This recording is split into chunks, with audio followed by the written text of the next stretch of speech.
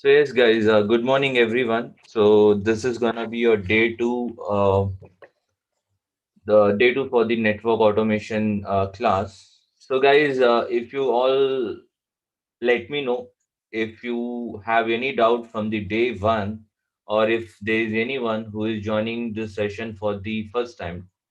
So do we have anyone who has joined for the very first time? Hello, Sagar. Good morning. I'm the one. So I'm Okay. joining for today. Yesterday I missed the class, so it's 4 p.m.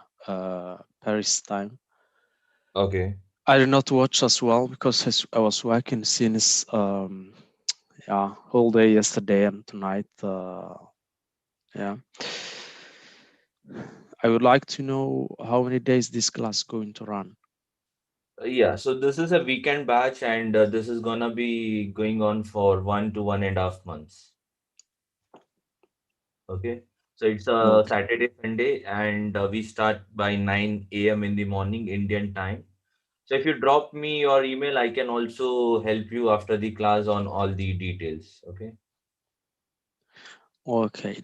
Do we have afternoon classes or a bit later because it's very difficult for me to join at this time? I have it, but it's already going on. I've already completed few classes there.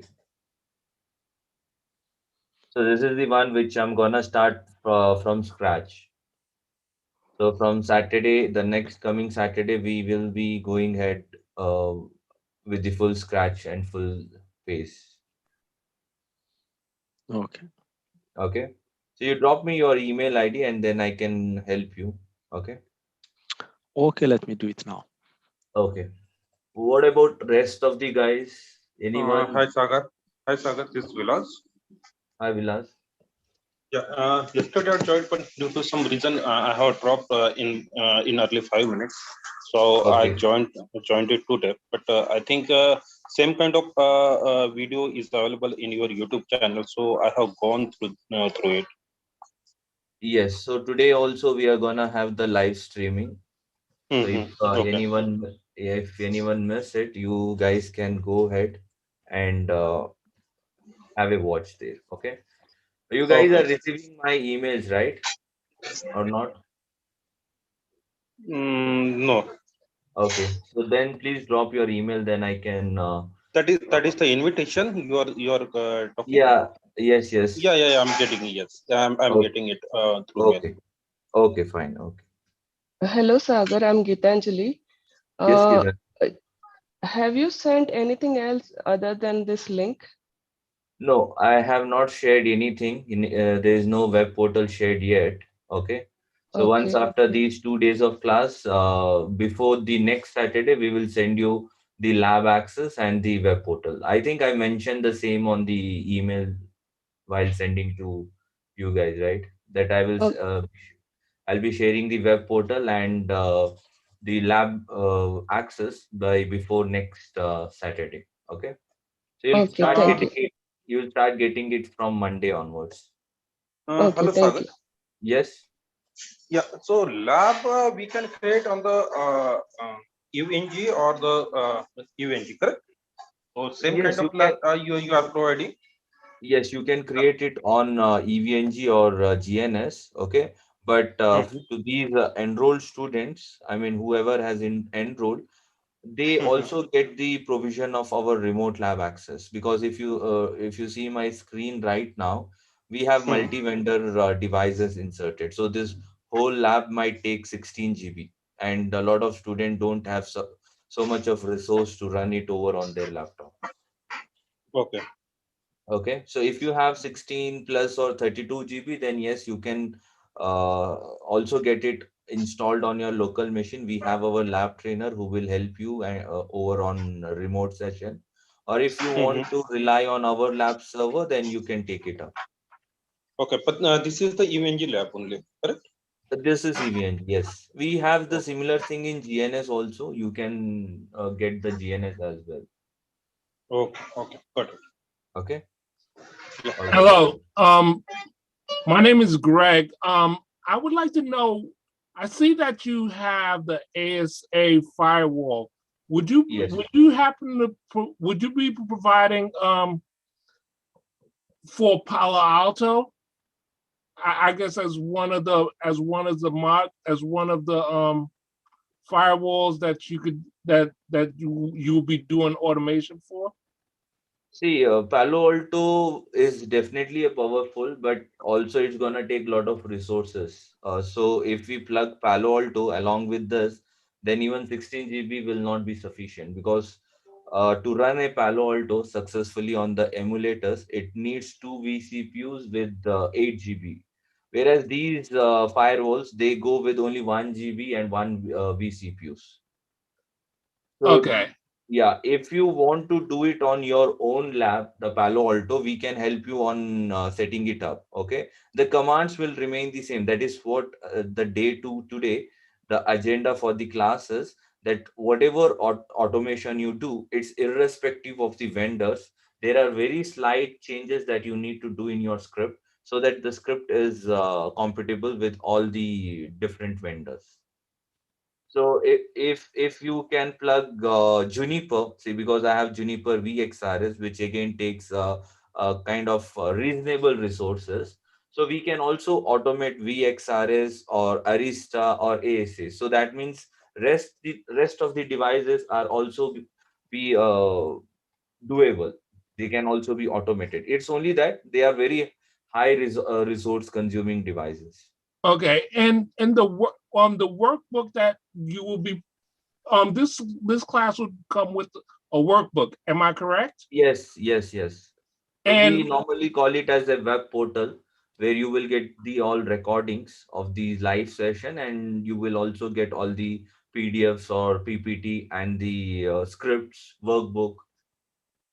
okay, so you would provide the Python scripts. Yes, we will provide it. So I have shown in the last class that how would this look like. So let me pull it up once again. So every scripts will be provided there. If you want, you can go ahead and you can take a print, and that might be helpful while you're practicing. If you don't want to refer to the website, Okay. okay. So they are printable formats. All right. One of the things that I've ran into a lot of problems is, it's like like with GitHub, where all these like GitHub, they provide a lot of the scripts. But one of the problems that I'm struggling with is like the spacing, you Okay. know, and it's like it takes me a long time to debug these my my issues. Okay. Yes, I understood. That happens with a lot of students. It's just that one has to practice and lab, or they need to understand what is the basic fundamental involved behind writing the scripts. Okay, so when I'm going through the scripting, I'll definitely cover these things, like where is this indentation to be kept, or where are these concatenations errors that we see in the scripting, so that you get the fundamentals behind it of using the syntax, and then you can get rid of all these things. Okay, the spacings, indentations, errors, all these things. Okay. All right. So by any chance, did you attend the last class? Last class I missed it. Okay, You because know, we went with very basic script in the last class. okay. And when will say for instance, if this class when what day would this what day would this class end? Yeah, so this batch, which is for 1 to 1.5 month, it's for Saturday and Sunday only. Okay, and it's gonna be starting Saturday, Sunday at 9 a.m. 9 a.m. IST time zone. Okay. Okay, so let me write over here. Saturday, Sunday, sorry, not 9:30, it's 9 a.m. 9 a.m. IST. And so we had two demos, that is 20 and 21. We had some few demos, kind of interact with student and see what is their problem, what's their concern, what do they think about automation. But the live from this basic will start from 27th, the next Saturday. So 27th March 2021. Okay, which is the coming Saturday. So these two classes which I covered, they will be repeated once again in the classes henceforth. Okay, it was just an interactive session which we kept this weekend, so we understand students' concern and where they stand. Okay, see, this is how the script would be placed in the web portal. So you just asked me a few minutes back about the workbook and the scripts, right? So this is how we will provide you the scripts. So this is a web portal which will have both the recorded videos and as well as the lab materials and as well as all the PDFs and all the Python PDF, the devnet notes, everything. I hope that answers your question. Do you have anything else? Um. So this class would end maybe on the 24th of April or something like that. Yes, 24th of April or might be 1st or 2nd of this one, the May. So it kind of 1 to 1.5 month. Okay. Okay.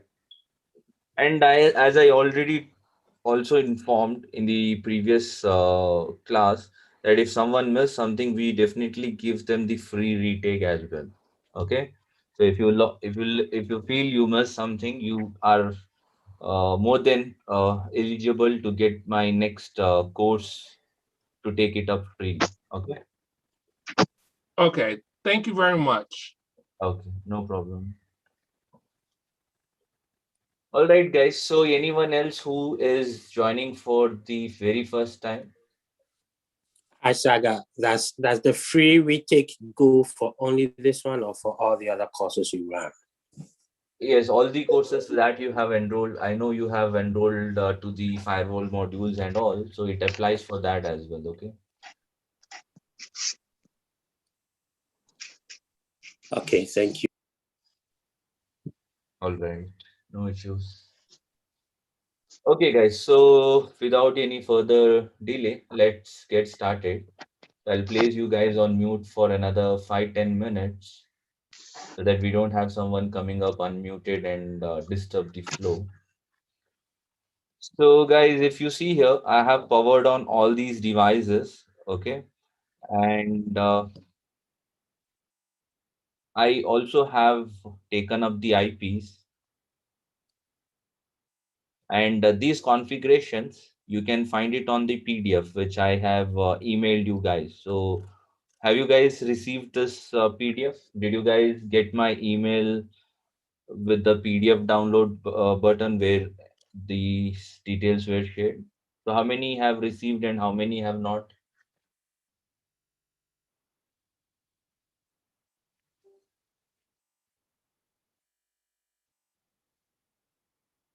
Okay, so if you have not received, check your in mailbox under the promotions. Okay, because these type of mails go and sit within the promotion column or the promotion tab. It don't directly come to your inbox.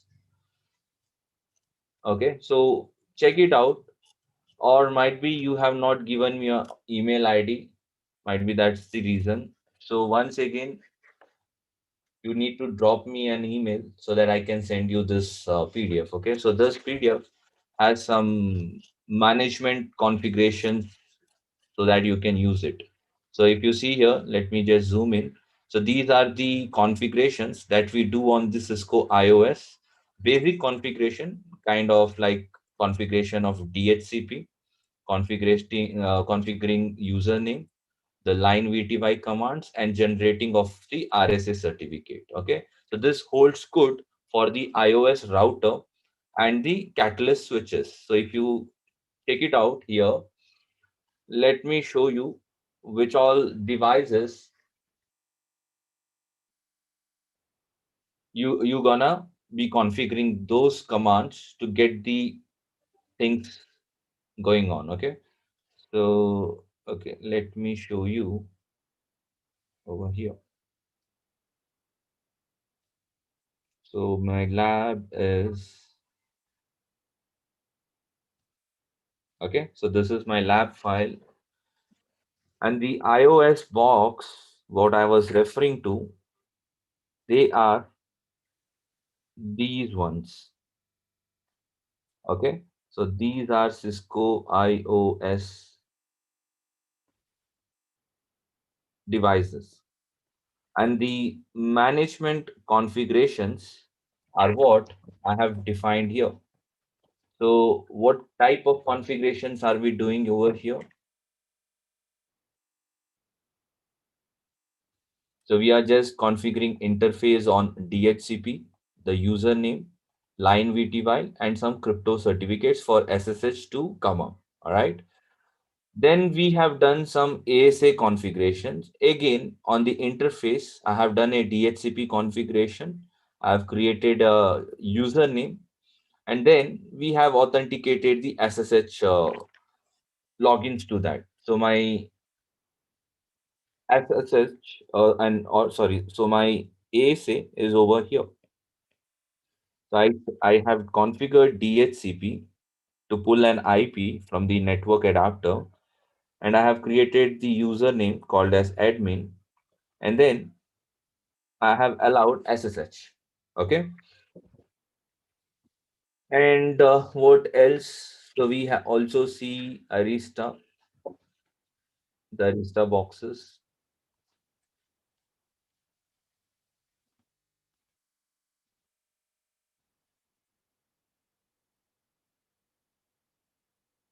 So you have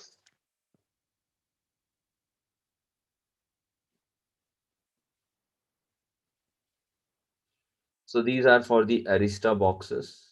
Okay, so we did with the hostname configuration. We disable these zero touch thing. We enable the DHCP. We configured username called as network, and then we configured the SSH for our netmiko transport communication level. Okay, and here the Arista is located on this instance, and then finally I have the Juniper firewall, which is the VXRX model. So these are few different vendors which are available and which don't take more of resources. Okay, and also they are freely available to download. If you go to the respective website, you can log in or you can register and get these instances. Okay, or once I give you the web portal, I'll also guide you how do you go ahead and do the registration and how do you get these things. Okay, all right, so regarding to the Juniper configurations, they are little weird kind of configurations. They are not very straightforward Cisco commands. So you have to go with these sorts of set commands to configure admin as username. You're gonna define your passwords. Okay, these are the domain names. This is a IP address on it. This is how we enable the SSH service, and then we allow all the incoming traffic. Okay, so this is for Junos. So this is just a basic networking thing. All right, so as a network engineer, I would expect you know or you understood what we have done here. We just did DHCP to get an IP, we enabled SSH, and we created a username. Okay, so that my PyCharm can take a SSH and do its work, because for Python or these scripts, they just need SSH to be provision, and rest it can take it. Okay, So if we move toward the script that we discussed yesterday, so where is my script?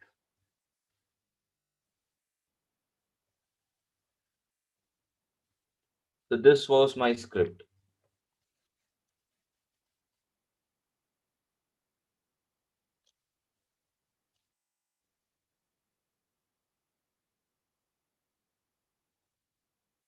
So this was my script that we discussed in the last class. Okay. So if I just quickly revise over here, so this line is to import, or we call it as calling of library. Okay.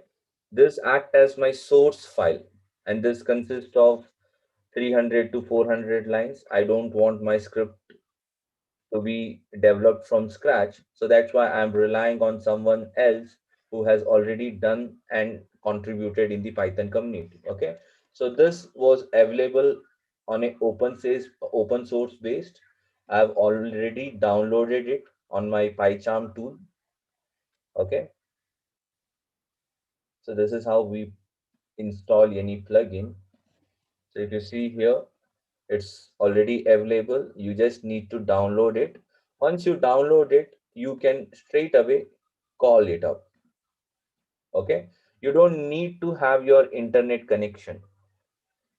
You, you don't need to have your internet connection. Uh, once you have downloaded it on your interpreter or Python IDE. Basically, these softwares, these PyCharm, the Microsoft Visual Studios, these are called as Python IDE interpreter. Okay, uh, that's why the reason why I say we don't need internet after we have successfully downloaded is if I turn off my internet, if I disconnect from Wi-Fi or disconnect from my cable, and let's say all these devices are locally placed on my laptop on my LAN connection, so my PyCharm can work, or my PyCharm can take a SSH on these walks in the LAN network itself. Okay, so to get rid of all this internet dependency, what we need to do is first we need to download them. So once you download it, those libraries are gonna be part of your machine now. And once they're part of machine, we just have to call it. The reason is there are hundred of libraries, and each library is gonna have their own syntax, right?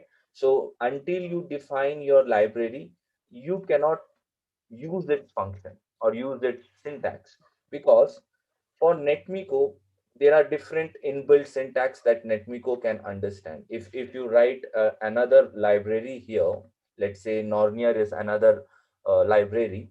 Now this will not hold good with nornir, because nornir will have its own syntax, right? So when you define a library, then you can use its inbuilt syntax. Like in this case, we had used its inbuilt syntax like send command to send any show command to fetch the output, right? So every library has got its own inbuilt syntax. So first thing is, what library are we gonna use?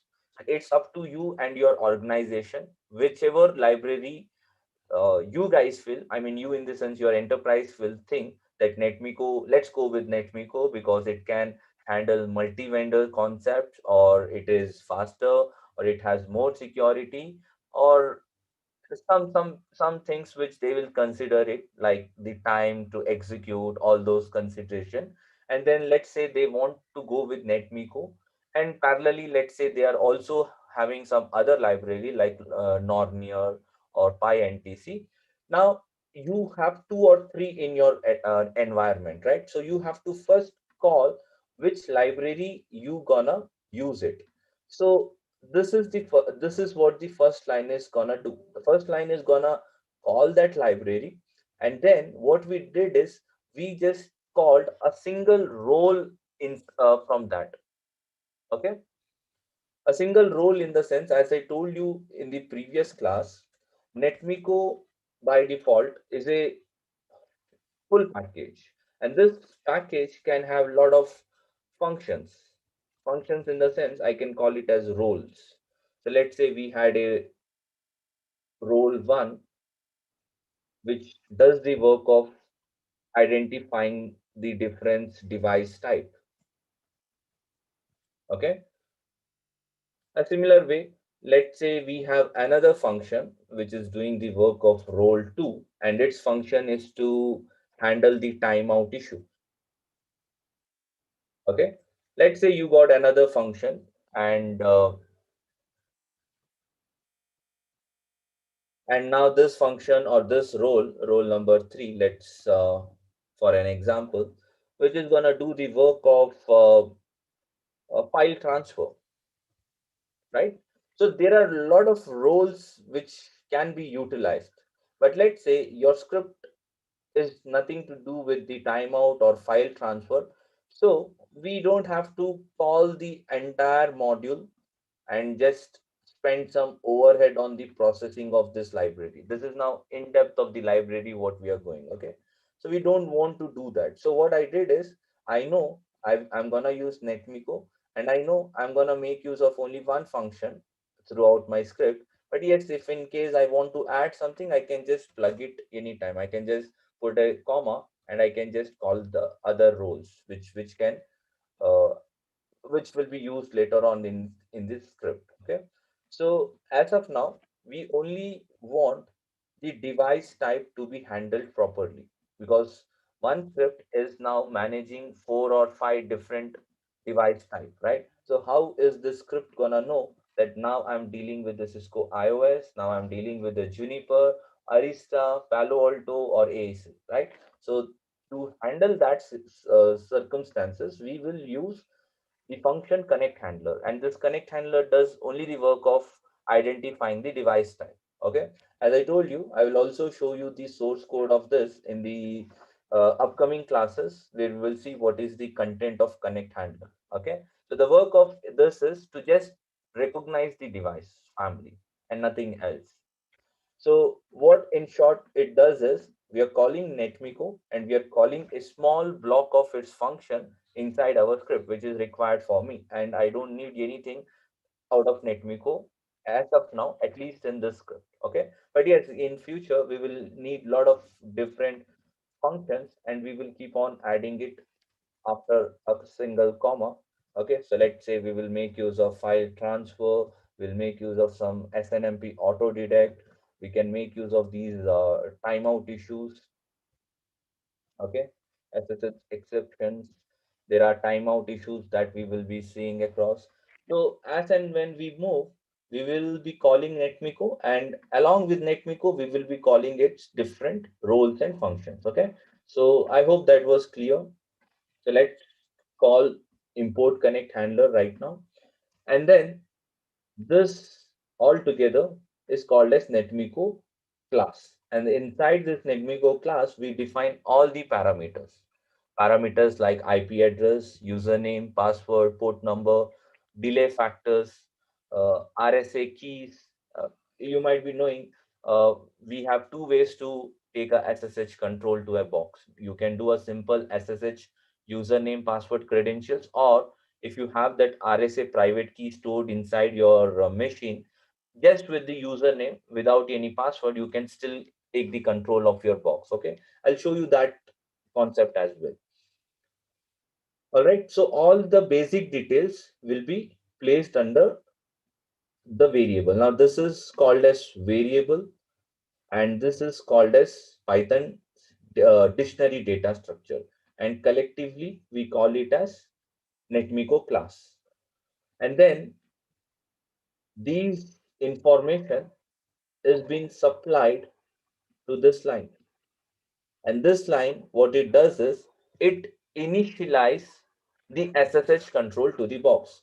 So when, let's say, someone asks you to take a SSH, basically what do? You go and write your SSH command, right? So let's say you said you want to take control of a box. So you basically write this command, right? That is called as SSH initialization. So this command is as good as this one. We are just initializing SSH inside our script. So when I initialize my SSH script, I need different parameters. I want to know what is my username and what is my IP address and where do I fetch it.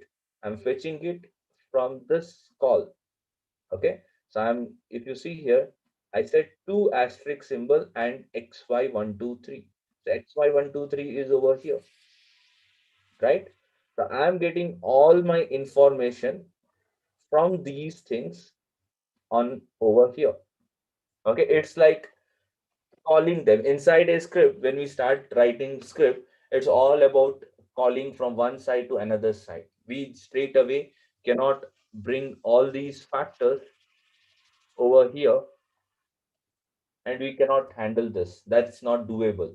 Okay, so there should be a way to define a block of function and then supply the data information to it. Okay, now that's the work it's doing. So if you see this, the two asterisk symbol, I also explained it in the previous class.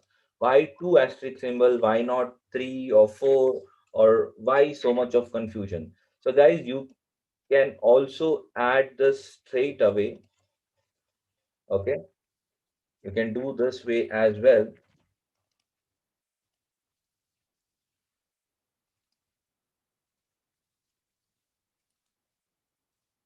This is also doable, but the problem is down the line, if you have to add few more parameters, let's say you go and start adding the port numbers, okay, or you have some global delay factors to be introduced, 30. Let's say you got the RSA path, okay, right? Now what happens is you also need to change this accordingly with your the new parameter. So this will come over here. The rest will be placed here. Okay. So this is the way we need to match it. If you don't match it, your script will fall into error. Your error would say that you have supplied so and so many information, but you are expecting just three or four. Now there are a lot of manual things that get introduced, right? So we don't want to fall under that manual thing. In short, what I did was I made use of unpackaging concept. So I said whatever you supply, I'm okay, totally okay with that, because I'm just gonna unpackage the content and I know what I need and I'll fetch it from this content. Okay, so these are all the optional commands. The main ones, or the mandatory ones, are the one which are defined right now. Okay, this is a mandatory command, this is mandatory, this is also mandatory, these two commands. So these are the four basic commands, or very mandatory command, without which your script will not run. So once we take SSH initialization, we know what is the username gonna be or what is the IP gonna be. Then we said now SSH is open. Okay, the SSH console is open. Once SSH console is open, you can send any command. You can send any command and then you can store it inside the Python variable. Now variable is a empty bowl where you can store something, and then we can just print that empty bowl so that the user like you and me can check it out, the content of that over here. Okay, if you don't do that, let's say if you don't print, what happens is command will get executed, but then you and me will not be able to see what happened actually in the backend, whether the command ran or we went into some error or whatever. See, basically when we run this, the intention is to see the IP address ourselves, right? So how do we see that? We need to print something, right? So we are printing a variable. Now we cannot straight away, let's say now the SSH is open, I cannot straight away push the CLI command with just writing it without a proper blocks. That's not possible. I have to define the syntax which can carry that. Okay. So send command, what send command does is it will execute any command in the user executive level. Okay. So you might be aware there are different levels that's available on most of the boxes. Okay. If I take it from the Cisco point of view, we have the enable privilege level, we got the user executive mode, and then we have the global configuration terminal mode or global configuration mode, right? So each mode has some limitation. If you talk from the enable side, the user 15 can do lot of things, but when it comes to the other user level like 1 to 14, they will not be able to do any sorts of show command. You can give a quick try as well. If you have a GNS or EVNG, go to the enable mode and try to do show IP in brief or show run or show version. You will not be able to do execute them, right? Because you are under the enable mode. It has very limited number of show commands that can be enabled, or which can, the enable mode can fetch you the details. It's where the user executive comes, where we can do all the show commands. Okay. Now this command, this syntax called as send command from our PyCharm. Okay. It takes us to user executive mode. It will run that show command, and then we will be able to fetch it. Okay. When we go with the configuration terminal, instead of send command, we will make use of send config set. Okay. And then we will define our next line, which has to be configured. Now, what this does is it will go and type conf t automatically. It will configure my configuration lines. And then it will also put me back to the user executive mode. It will take me out of the global. So we will see all these things in the class. Okay. So just in short, I just told you what does the send command does. This goes to the user executive and it is gonna fetch you the details. Okay. This command, with this command, you cannot configure anything. If you have to configure a simple, uh, let's say, NTP server, okay, this command will not do that, because the limitation of this command is it only works inside the user executive. So any show commands is okay, but when it comes to configuration, then we have to change accordingly. We have to go with the next one. Let's say send config set. Okay, so when we go with this syntax, we can do the configuration push. So we'll come to the configuration push later on. Let's focus on the basic things first. All right, and then we just printed a small message saying that I have successfully logged in to so and so. And if I just execute this, okay, there was some syntax which was not called anywhere. Okay, so it says enter username. My username was admin and password was Cisco. So guys, this is just the previous day class. Okay, nothing new so far done.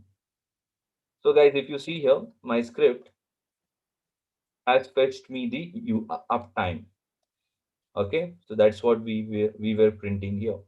So whatever we fetched here, it was put up inside the variable, and that variable we printed up. That's why we have this line. And then we had the second line, which was a generic line. We are not getting anything from the device. It was just straightforward line which I had typed it, and then I got it just to make sure that my script ran successfully or not. Okay. So any doubt so far till here? Is that something which you want to understand? You guys feel free to unmute and let me know if something is not understood. Yes, just one question. I know we'll discuss it in depth later, but the difference send command and send config set. With set config set, does it automatically go to and from privileged exec and config mode, or do you have to tell it to drop from config mode after it completes its task? No, the config set, it will take you to the global configuration and also bring you back from it. Okay. So the exit command will be automatically be placed as soon as these whatever the content that you have placed, if those get executed, even though you don't have exit in your configuration lines, or let's say if I make a short configuration, let's say I had 3 lines to be configured. Okay, so I can call it as ipntp 1.1.1, ipntp 1.1.2, ipntp 1.1.3. So the send config set will push these 3 commands, and then automatically the exit button, the exit command, and then you will be out of that global mode. So that's what the config set is being designed as. It will also take you to conf t. You don't have to mention conf t anyway. You don't have to mention it, because the config set is designed in such a way that it knows that I have to first go to conf tree, and whatever the content the engineer has given, I'll place it, and then I'll also come out of it. So is that answer your question, or you It got does. any doubt? No, it does. Thank you. Okay. Hello, Sigar. I have a question here for send command. It's same. Um, so are we using a different for configuring and show commands? Yes, that's right. So for show command, we use send command, and for configurations, we have send config set, send config from file. If let's say you have all the configuration on a text file, and then you want to push it. So different inbuilt syntax for different tasks, but Okay. they are irrespective of the vendors. Okay, the same command will hold good for ASA, Juniper, and iOS box also. The same concept, because those box also has the same privilege level, enable, user executive, and the global configuration, right? So irrespective of vendors, the command's behavior is the same thing. But yes, from this syntax to another syntax is totally different. This is meant to execute show commands, whereas the config set and all those are to go to the conf mode first, apply your command, and then come out of it. Okay. Okay, I have another question about the topology you built on FNG. Yes. If you just go it, I see that every device is using your home network Yes. APs. So Yes. what I would like is as reality to just build a lab like that one and connect it to a Linux and Linux or Windows any device, then run PyCharm inside of that one, then root everything and configure. Can we do that, or we always No, I need also out of band network? no. We already have a Linux box here. In a EVNG, we do not have a way to show it, but in the back end, the workstation, what I'm using here, so Linux is already kept here. So from that Linux to these box, there are reachability. So I have reachability to this box either from my local machine, or I can also open my Linux box and I can do the SSH to these boxes. So if you see my lab, let me show you where does this Linux comes into picture.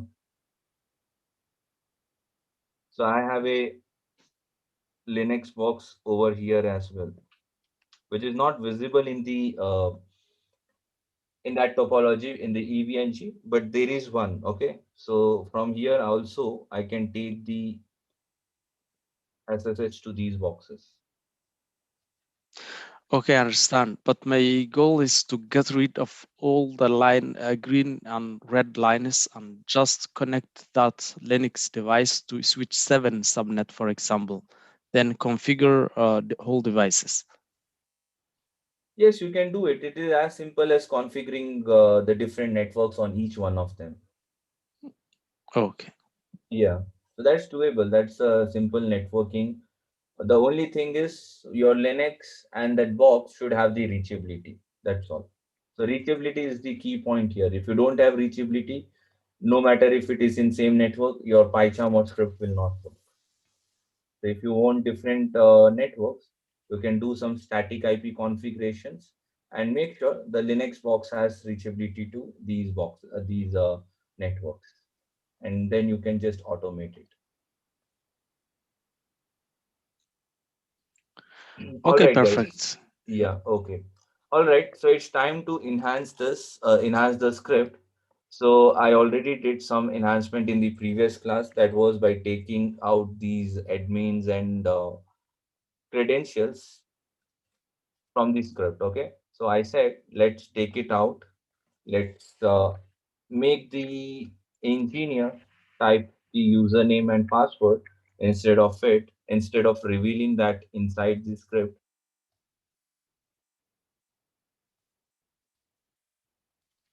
Enter the password. Okay, now in Python, input is a function, and what it does, it's gonna do the work of user input and output. Okay, so let me write over here Python's input output. Okay, so we have the function input. What this does is this is gonna prompt the user to collect the information from the user. Okay, so if you add this with some good lines, so let's say enter your username. Okay, so the message gets printed during the execution, and your engineer or the engineer who is running through or running this script, he gets the prompt calling out as enter your username. So let's say there are circumstances where you want the information to be collected from the engineer during the implementation of that change, right? See, you can get rid of it by directly giving the value inside your script, but that is what we don't want to do. That we don't want to have admin and our passwords inside the script. So what we did, we took it out and we added up input. Now what this does is it's gonna ask the user what's your username and what's your password, and once it gets that information, it will store it inside this variable or this key. Okay, so this value will store in this value will store in this, and that is how the whole detail was then unpackaged on this line, and it has all the information. Okay, all right, now let's say if you want to add some decorative lines. Okay, so let's say this is for 191 IP, right? So let's assume I wanna go and give some decorative line. So I can copy this. I can add some asterisk symbol, okay, multiplied by 25 numbers, and then I can call it as connecting to so and so box. So these are all strings, okay? So you remember strings are always placed under inverted, double inverted commas or single inverted commas. These are string. So again, now there are people who may not be aware of string. So do you guys know what is string?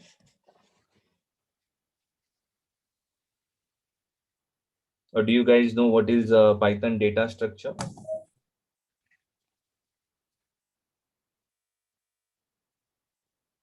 So guys, in Python, the data structure, the exact data we use could be a characters, a number, or array of collections, right? So we have strings, which are these text, I can call it out. We got numbers, okay? We got these collections of arrays like tuples, we have set, we got dictionary, we have list. Okay, so this is where the datas are placed. So strings are all represented with the inverted commas, double inverted comma or single inverted comma. So let's say ABC. Now ABC is your data. Okay, XYZ. Now XYZ is your data, and we call this type of data as string in Python.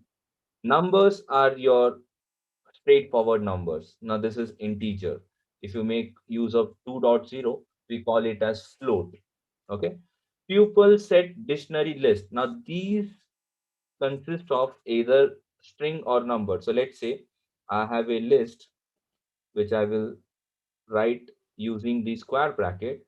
Then I can place different strings like A, B, C, X, Y, Z. Okay. I can say automation. So now these are three different data which are in string representation. Okay. So these are the data structure. The way we call these text, the numbers, or if you have multiple text that you want to use it. So where these the array collections comes into picture. Okay. So if you see my script now, where am I using all these strings? So this is a string, this is a string, this is a number, but I cannot send the huge 4 octet in a number format. Okay, I'm gonna get the concatenation error. We need to make sure the data family is always one type. If I'm trying to use string, then all the data type should be in a string format. If I was using numbers, then all of them should be in the numbers. Okay, we cannot mix two different data type here. Like, okay, so basically I can show you here as well. So let's say I have a data type which is in string, and then I have the numbers. Okay, if you try to add them, you will get the concatenation error. So the only way that is if I convert these numbers into a string as well.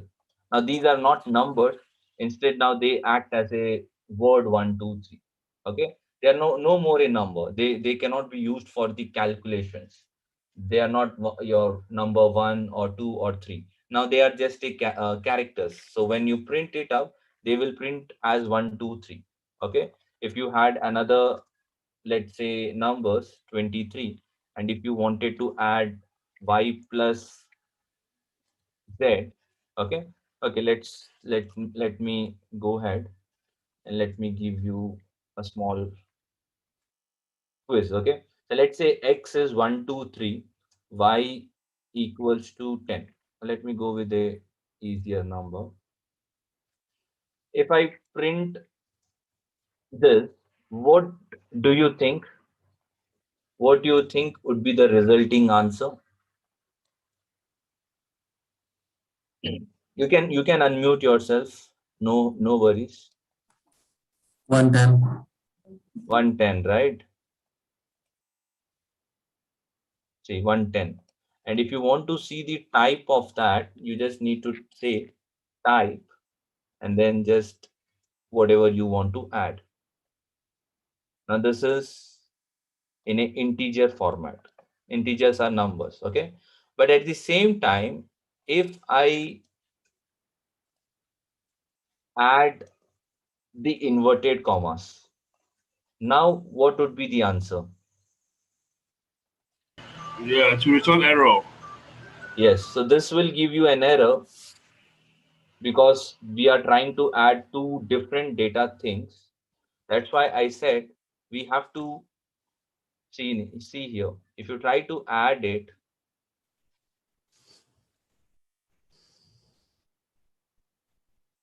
you will get the concatenation error, unsupported types.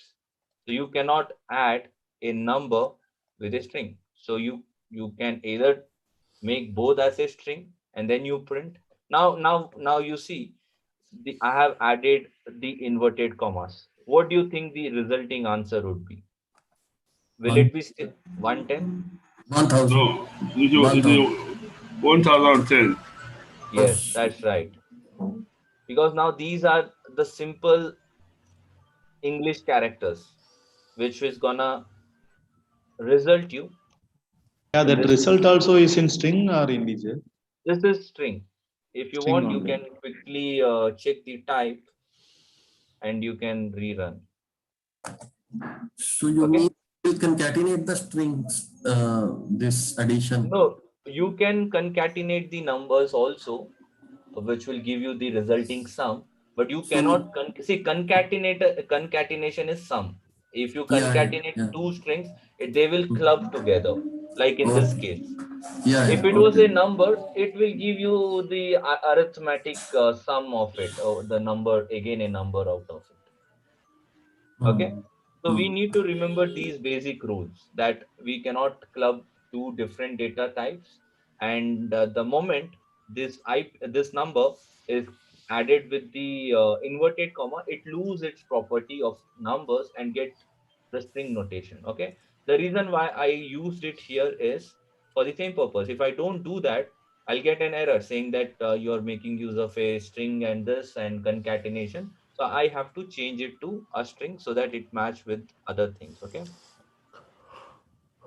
All right. So I was over here. I said we will decorate it. So I'm trying to show you something. Okay. I'm not sure if you will feel it better. So if I run this script, admin and Cisco. Okay. Now you see this line, which was not added previously. This is a simple decorative line. It doesn't have anything to do with the functions. The main thing was this line, which went and interacted with the box. But why I use this is, let's say when you have multiple device coming in, you will lose the track which device is now that's asking for a username and password. Let me show you that as well. Let's say if I have multiple device, okay, when I have multiple device, I have to take this one because this only supports one at a time. So let me take my IP collection. So I have 191 and let's take 178 from here. And let me put under the list. Do you remember the concept of list? What I had told here? What are lists? Lists are the array of collections. And inside the list, we can place the different IPs. Okay. So this is now list. And within the list, I'll make use of my different IPs. Okay, so two IPs are called. Now, these block cannot be on the same indentation level of this line. Okay, the reason is you have two devices now and you want to execute these things over and over. So we will introduce some for loopings now. So let's say for XYZ in IP123. And now the remaining blocks should be kept in on indentation 1. So let's say these are all indentation level 0. Now this is indentation level 1. If you just click on that collapse symbol, you see all the blocks get stored or a part of for loop. Okay, so all the followed up lines should be part of for loop.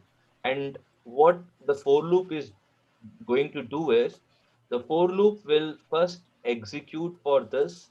These lines will be executed for this. It will go over to the second box. It will rerun the job. It is basically simplifying the work. Okay, if you want, you could have done it in a manual way. Okay, so let's say I take this for my reference instead of retyping again. Let me go back. What would be the manual method? if I don't want to go with the for loop. Let's say this was one device that I was interacting. I would have copied it again, kept it here. I would have called now it as ABC. I would have called this as ABC. Now my IP would have been the next available IP, right? Now this is not gonna be feasible if I have a single script which needs to interact with hundred of device.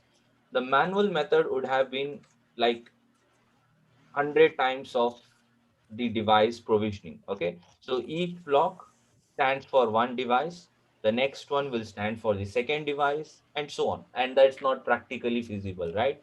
That's why, to reduce the burden, we went with the for loop, and for loop is gonna help us to deal or interact with multiple devices at a time. Okay, so let me go back to those for loop concepts.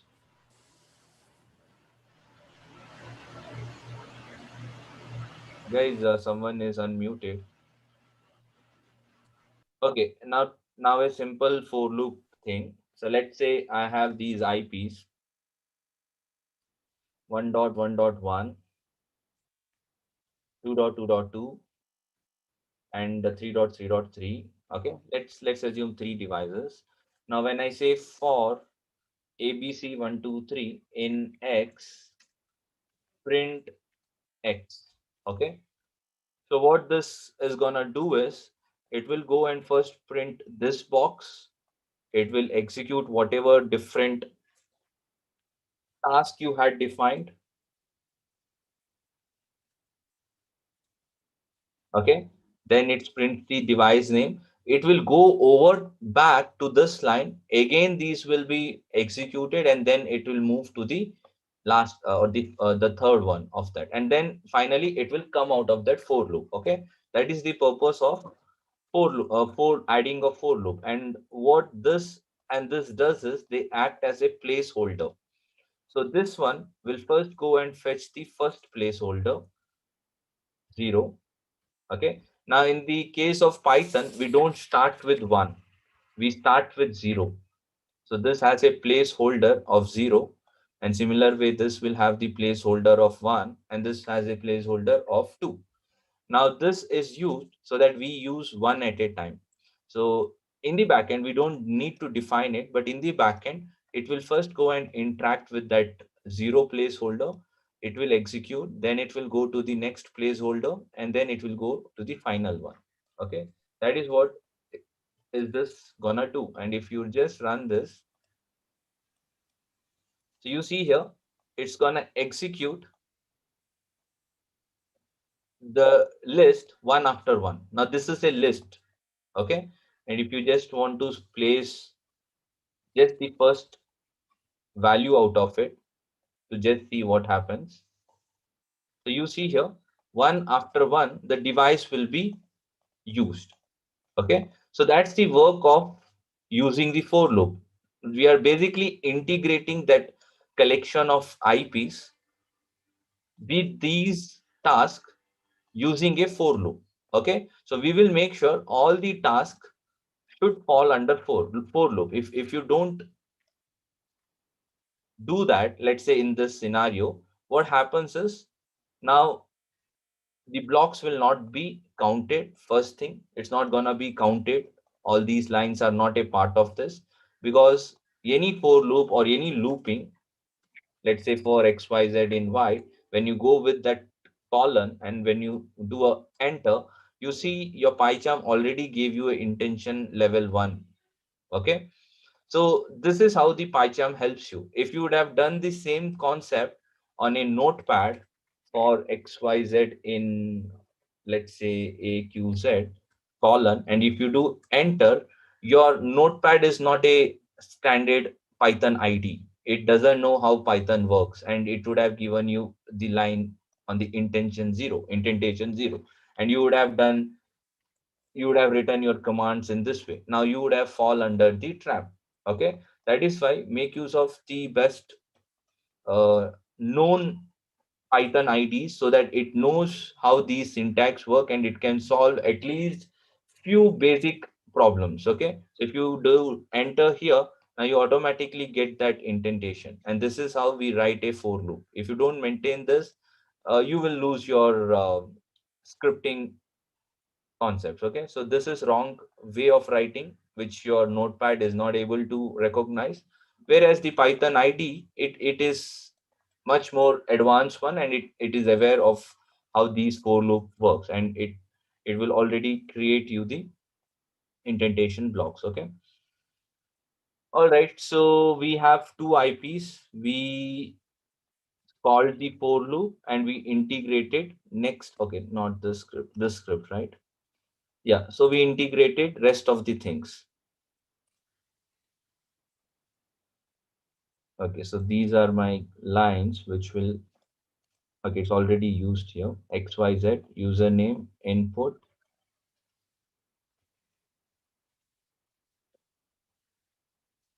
and then yeah, so I have to call this variable over here.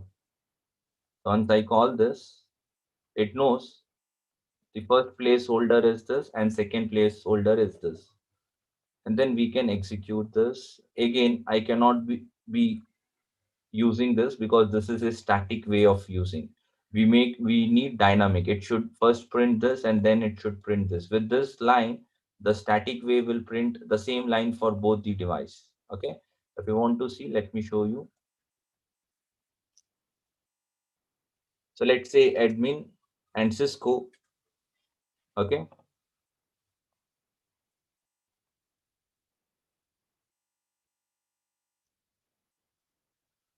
Okay. So where am I doing some mistake? For XYZ.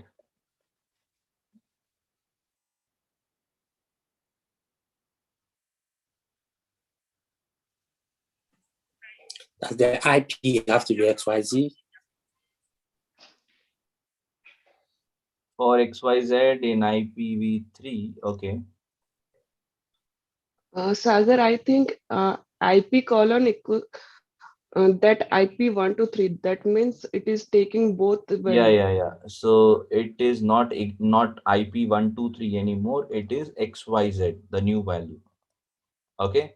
That is how we are integrating it. You cannot call IP123 over here because that's now totally different line. No, Sagar, I have one suggestion. You called that IP123, right, in for loop. Yes. So it will come that incremental order. So we need to give that IP onto the index is plus one, like that we need to give, I No, think no, so. no, no, no, no, no. Don't go to that level. It is just that we have to use XYZ because XYZ is the new name for IP123. Okay. Okay. If you make use of Oh, you need to change the IP123, name. Okay, okay, okay. yeah, if you make use of IP123, it's basically it is still looking for this, but now that's not the Okay. new name. We need XYZ to be used here. Okay. So Oh, I'll okay. rerun my script. Admin, password But is Cisco. in the traceback errors, there was no clue as to what the issue was, Yes, right? yes, yes. It doesn't. Sometimes it doesn't. It's very hard to understand where it went wrong. Okay.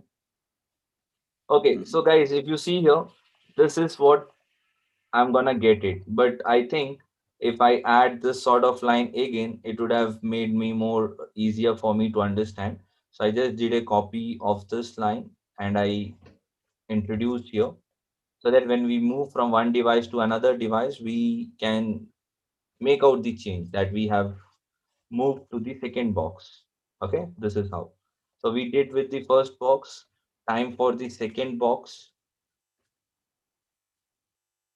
Okay, and second box is also executed, but if you see here that 191 was not a dynamic thing, it was a static thing, but that is why it's printing. Even though the next device was a different IP, it's still showing us 191. So let's fix that issue as well. I will take out the IP from here and I'll introduce XYZ. Okay, and same goes here. I cannot define IP anymore because I have to make it dynamic in nature.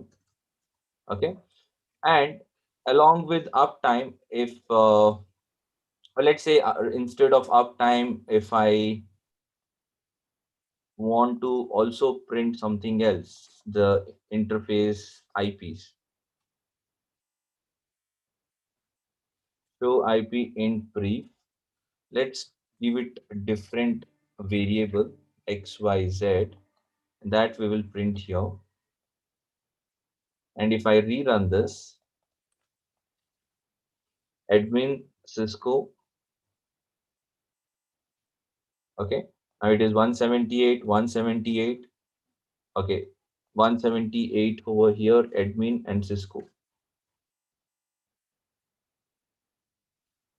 Okay, so 191, 191, see. So now you can check this block. This is for 191 series of device. It says that switch 3 is 1 hour up or 1.28 minutes up. This is the IP that we fetched from show IP in brief. And similar way, if you check for the first device, okay, I have to change this as well because that's still showing the static behavior. You're getting me right? What I'm trying to do and how do we do these things? Any doubt? Anything which you're not able to understand? We are going from very basic step-by-step thing. Yes, sir. Only one thing. You add one command, right? If we add 2 or 3 more show commands, means it also take by log. It also take in the log. Oh, it's showing only output. It's not store any logs, right? Right now. It you mean to say the show command, the along with show commands? No. I thought it save in one particular file like that. It is showing just output only, right? It will also store in the file also, but we have not come to that extent. Okay. Okay, by default it will not store in a notepad. We have to call that function also inside the script. Okay. Yeah, understand. Yeah, because see, there are chances when you don't want to save it. So for every small short command, why you want to create the file, then you go manually and delete the file, right? So whenever you feel you need to take the backup, then you will bring that functionality of saving it or writing to a notepad. Otherwise, most of the time it's just to check it out on the terminal. That's all. Okay. So for everything you have to write the commands and then it comes into consideration. All right. So any doubt so far? I mean, I just want to show you the different lines to do the different tasks, and these are all basic things. Okay. We have not gone to any next requirement or something. We are just trying to improvise our script. So any doubt so far? Anything which Saga, can you explain the line 13? What is that command for? I didn't get that part very well. See, this line is gonna multiply this character into 25 times. It's gonna print us connecting to, and then we are making use of XYZ. So one device at a time, and again the asterisk symbol. So if you see this clearly, if you see this line, so that resulted because we multiplied the asterisk with 25. We said connecting to, which is written over here. And the XYZ is going to derive that IP schema 178 or 191 at a time. And then again, we added up the asterisk symbol. So it's just going to do the print work, nothing else.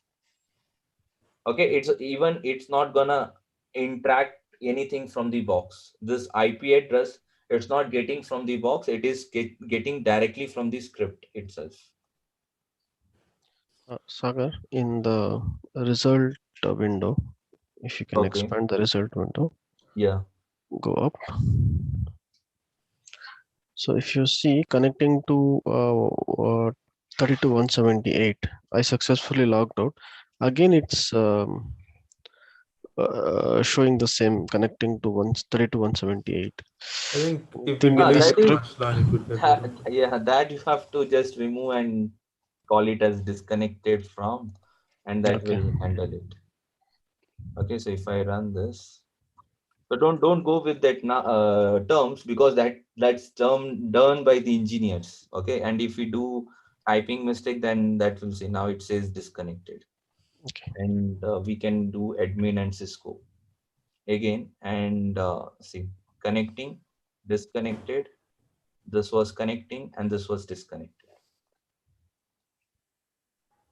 So are we good? Yeah. Yeah, kind of banner, yeah. And guys, no one asked me that if I would have 100 device, why should I go and type the things again and again, right? If I have multiple devices, then this is a tedious job to go and type username and password. So what you need to do is, uh, the lines, let's say these two lines, okay, which is gonna collect these two datas, right? And at the same time, you don't want to define inside your script. So if you keep those line under the for loop, they get re-executed again and again. If you have, let's say, if you had hundred of devices or thousands of devices, these get executed again and again. So 1,000 devices, 1,000 times it's gonna ask you.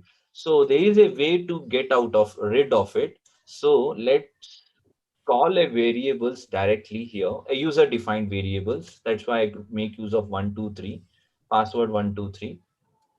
And these lines I can place directly over there. Okay, now they are out of the for loop. So once you store it, that's enough. It will not be re-asked again and again, because these are not a part of for loops. Okay, so these things will be used here.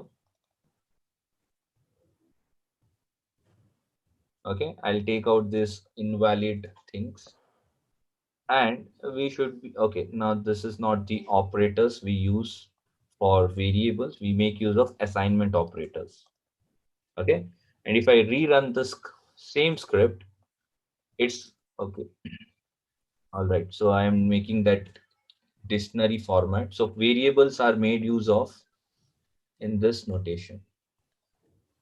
Okay, with the assignment. So these different Python data structures have their own ways of writing. So let's say if I'm making use of a variable, then I use it in this way: the variable name, the assignment operator, and whatever I'm using it, if I'm making use of an IP or whatever. Okay, but when I make use of this dictionary, then the things changes. So let's say I have a variable 123.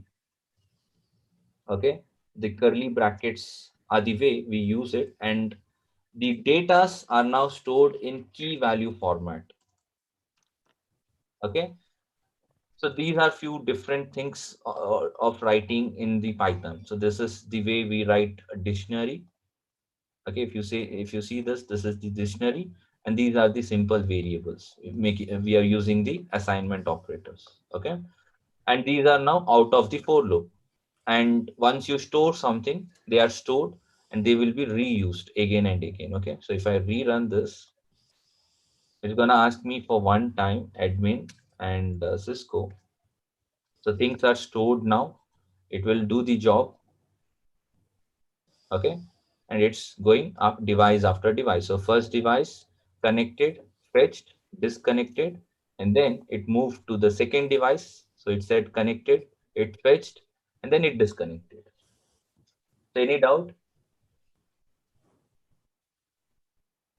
Are we Just one good? question for the Yes. beginning. Can we put connection, for example, what you did at the end of of that device? Can we put close or something like that to I see where didn't the understand. line is ended? Yeah. You want to add the close button? Yes. Yes, you can do that. You can add a close button as well if you want to get rid of the console, or automatically these boxes have the execute timeout. So once the job is done, they will execute. They will get closed automatically. If you see here in the line VTY section,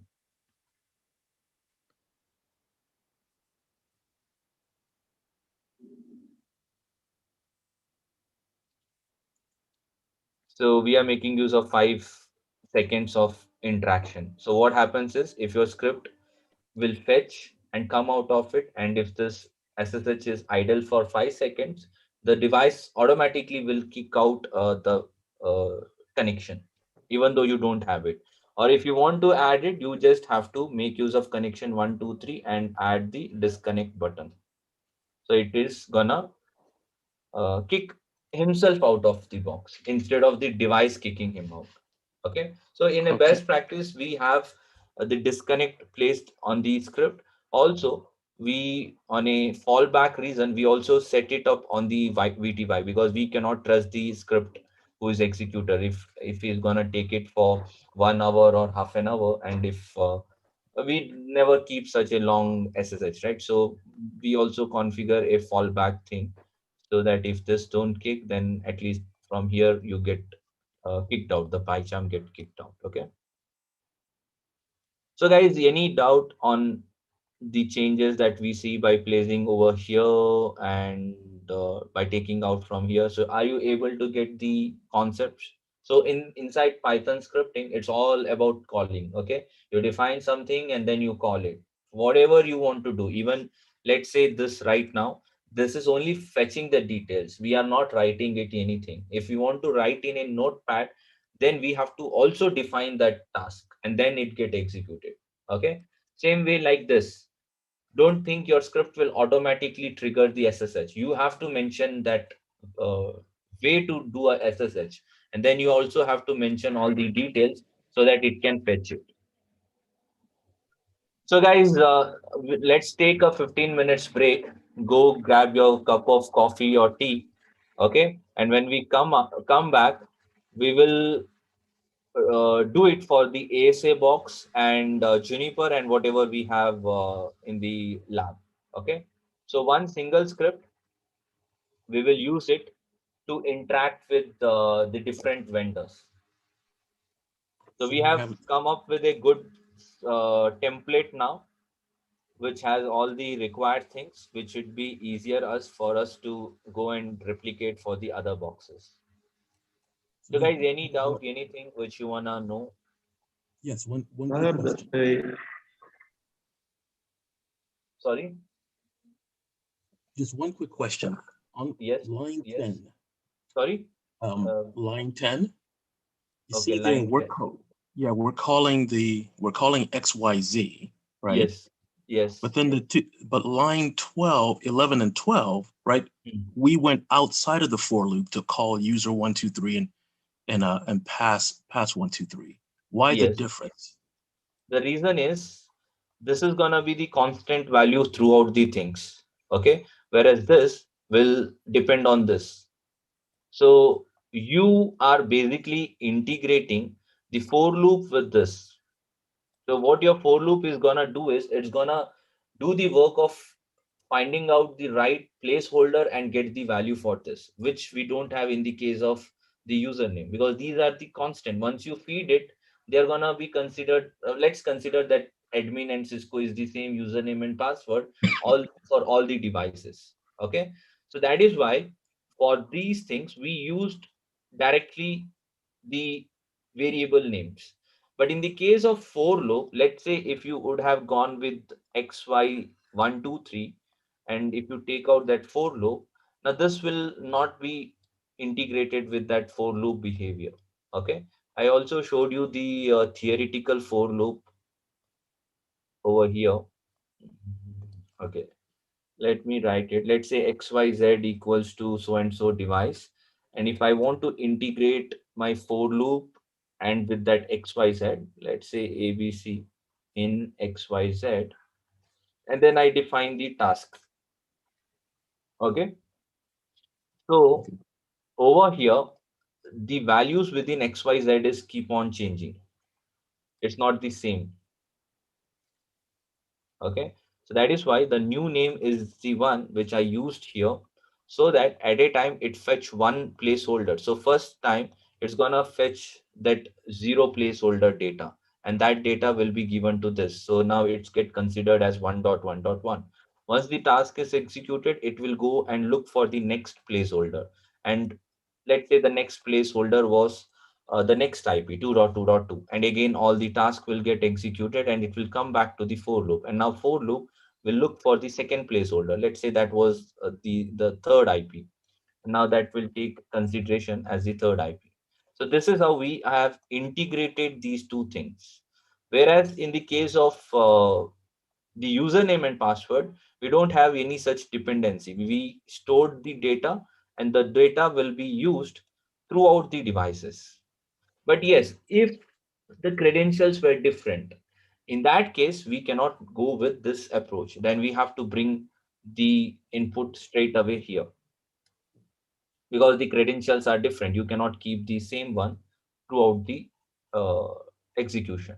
Okay, now what happens for every device? It's gonna ask you for the credentials each time. So that's the different approach. That's why we use the different ways to integrate them. If you have doubt, I'll take this and I'll store it here. And for loop, I'll closely keep next to the list. So this forms the one whole thing, and these are the different things which are a constant, and we can just use it.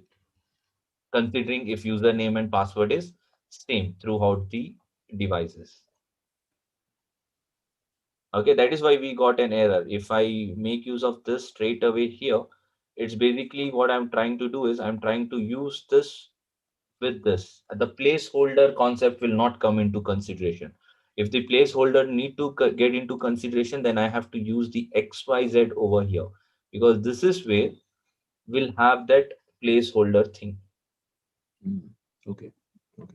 Okay, and these things in the backend, they have their own placeholders. Like if let's say I have more device, and they will go on. So one after one, they will execute it. Okay. Okay. Thank you. All right, guys. So go for a break. We'll meet after 15 minutes.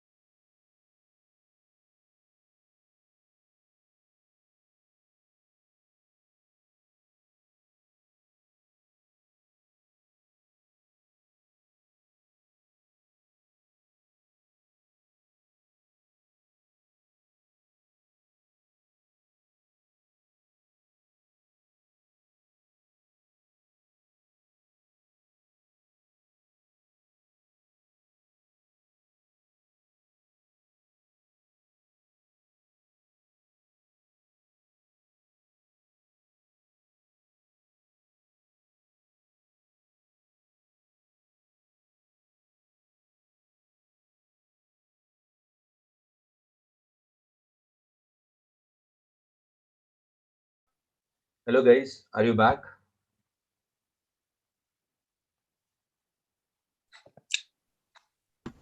Yes, Sagar. Okay. All right, guys. So let's begin. I believe most of you guys are here. Okay.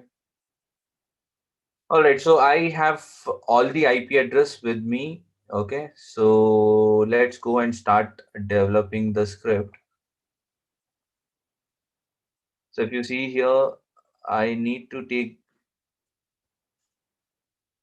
the next console. So let's say the next one is for Cisco ASA.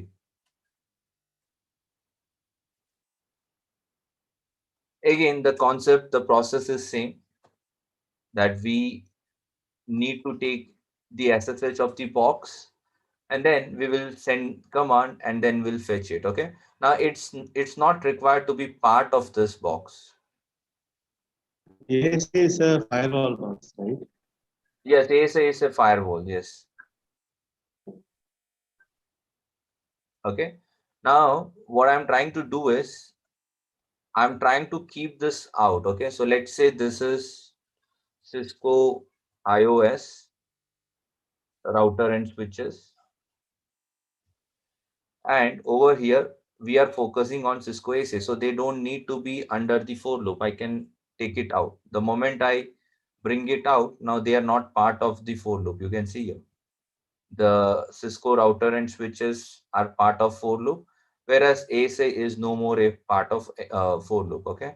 So we just bought that out of that indentation level. And while we do that, it's equivalent that we get it out of that for loop. Okay. So it says connection 123 connect handler XY123. I cannot make use of XY123 anymore because that was part of the for loop. Okay.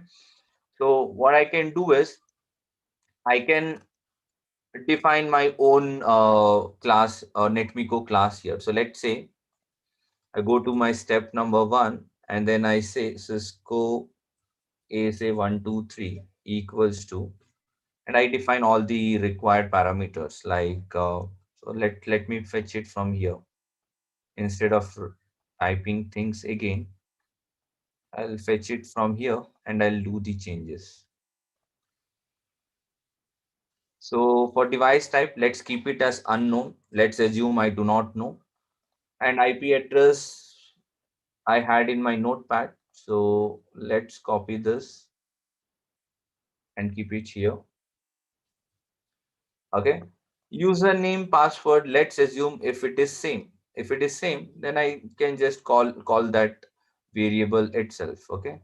So username 123 and password 123. And now I'm taking the connect handler connection onto Cisco ASA 123 because the data what I need for ASA is inside this. So I just call data. Okay. Connecting to XYZ not required because now IPs are the static IPs. I can straightforward use it in the script. But if you want to keep it dynamic, then you can make use of the for loops. Okay. So always remember when there are multiple device concepts, we go with for loop. When we do not need multiple device, then we can straightforward hard code the things inside that. Okay. Same goes here.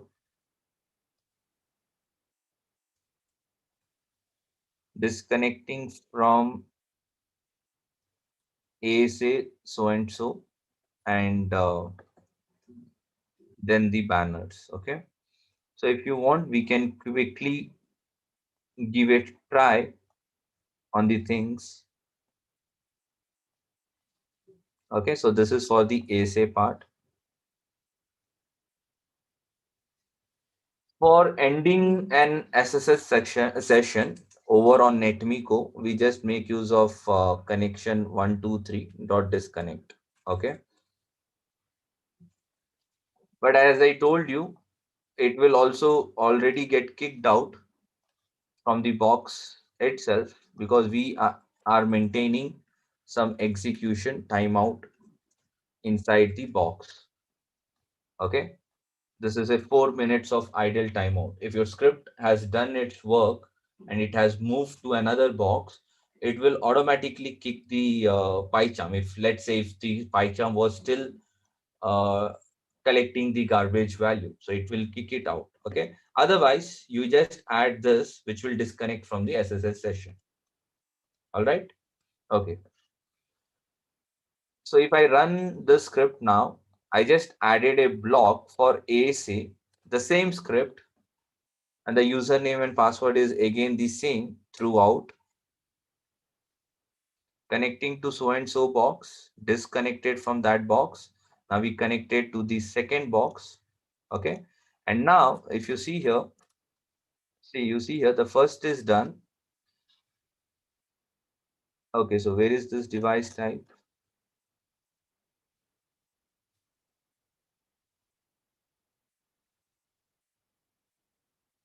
All right. So I am moving here. Okay.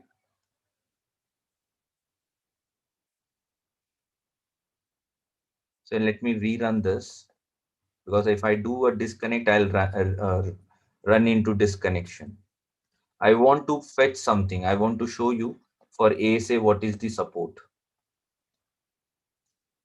Yeah, this will also change because for ASA box, the command is different. It's a show int IP brief. Okay. So now if you see this, we have fetched from the Cisco switch, the first switch, the second switch. But then when we move to the ASA box, I'm being asked to set the right device type. Okay. Now it's a Cisco ASA box, and the code for Cisco ASA will be taken up from there. Okay. So I'll come back to the script. I'll change. Yeah, Yeah, go ahead. Sagar, how that type will print automatically? It will not print automatically. We have to get from this. Yeah, this one only. How come it will come here? That error itself, how come it will come here? This is coming by default by netmiko, because you are making use of netmiko. Okay, yeah, okay. you're making use of netmiko. So the error code they recognized automatically, and they are telling that device type set is not valid. Use one of them from this. Okay, yeah. So now we have to use one of them out of these many lists. These are all supported vendors, but I know that it's a Cisco ASA, so I can go directly and fetch it. But in the future on classes, I will also show you another method to automatically sync this, automatically set this using the SNMP polling. Okay. So when you have the SNMP polling set, it don't need your username and password. It has a different polling mechanism on UDP 161.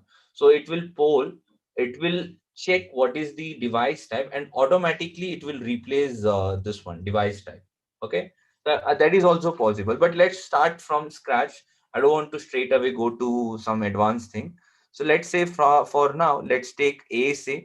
Let's keep it over here where it says unknown. Okay. And I will rerun the script. So let's assume, let's finger cross that it's all good. Admin and Cisco. So this is my first box. The second box. Okay.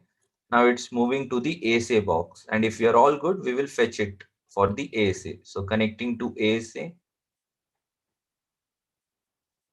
And then we have fetched it.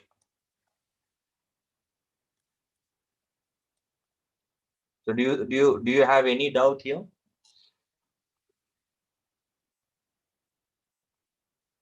Are you with me? Are you with me, guys, or are you lost? Yeah. No, we are Yeah, here. yeah. Sir. Okay. Okay. All right. See So the concern, Sagar, the concern is here. It's quite simple, but you need to know this. This the format you need to yes, yes, yes, to yes, interpret with the Python here, right? So yes. those in this course anywhere you are teaching this. Everything will be considered from day one. That is why I said this is for someone who has uh, problem with understanding indentations and the formats and the syntax. So you will understand what is the fundamental.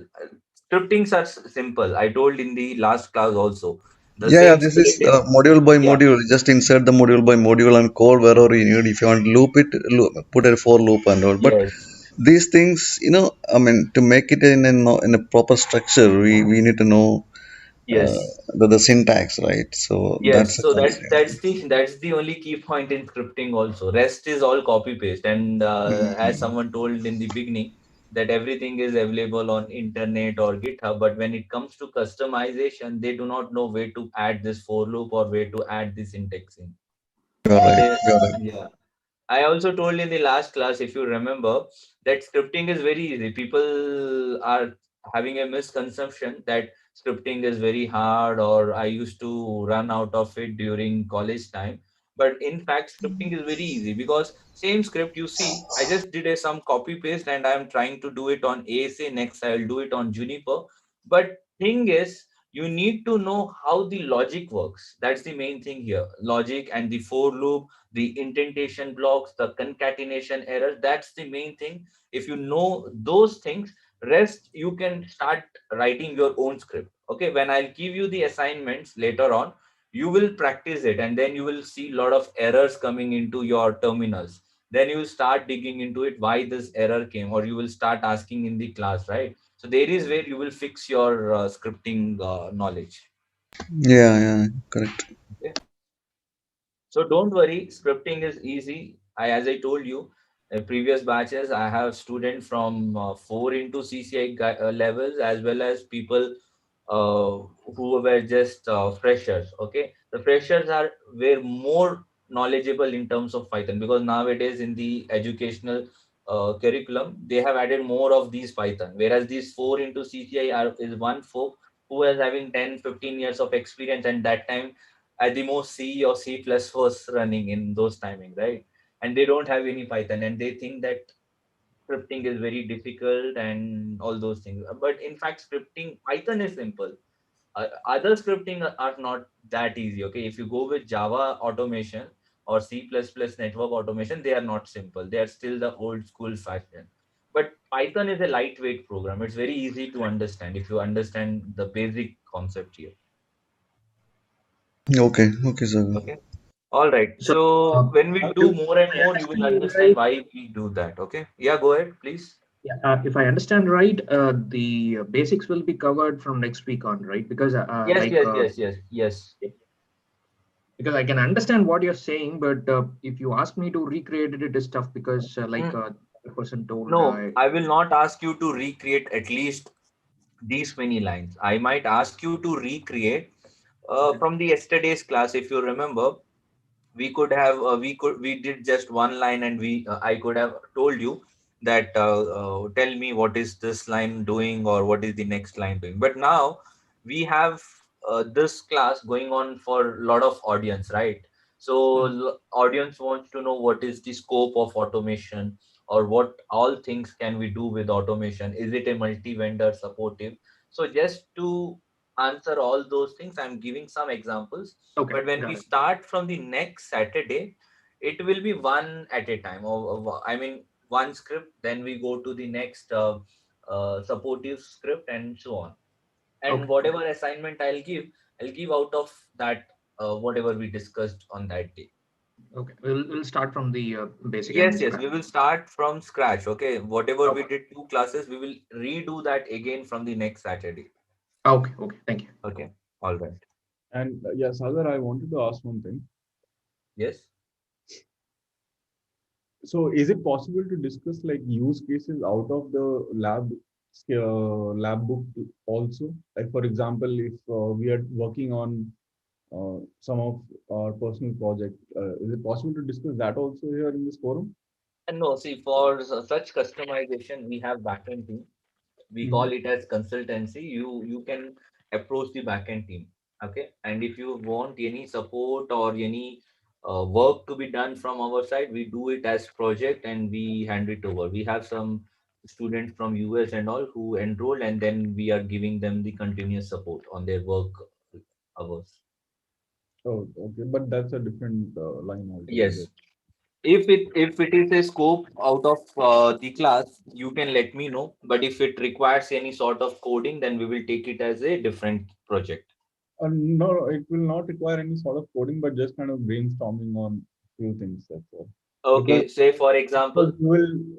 You will develop some understanding on Ansible or on Python, and then you will look into the work what has been done in the backend already in your organization, right? And then there might be some basic questions. I'm not seeking help to write down code for me and work for me on a separate project. That is not my intent. My intent was like if I have some basic questions or some intermediate questions, I would say, is it possible to use this forum to brainstorm those, or Yeah, shall yeah, I? yeah. Definitely. Feel free to share in our WhatsApp group so that even others are benefited. Because during the interview, some students don't have any clue on like what interview questions could be on scripting. Will the interviewer ask me to write a script? All those things. So your questions will definitely help the others to build their mindset. Okay. And by any chance in today's class, is it possible to show up the Ansible level also as to up to what level will you be taking us in Ansible? See, I will not be able to show you, but since you asked me, let me tell you, we go with the Ansible basic first. We go with the static templating. I'll show the Ansible Galaxy. I will show you the Ansible Jinja templating. I'll show Ansible Vault and pretty much around the playbooks, inventories, and all those stuffs. Okay.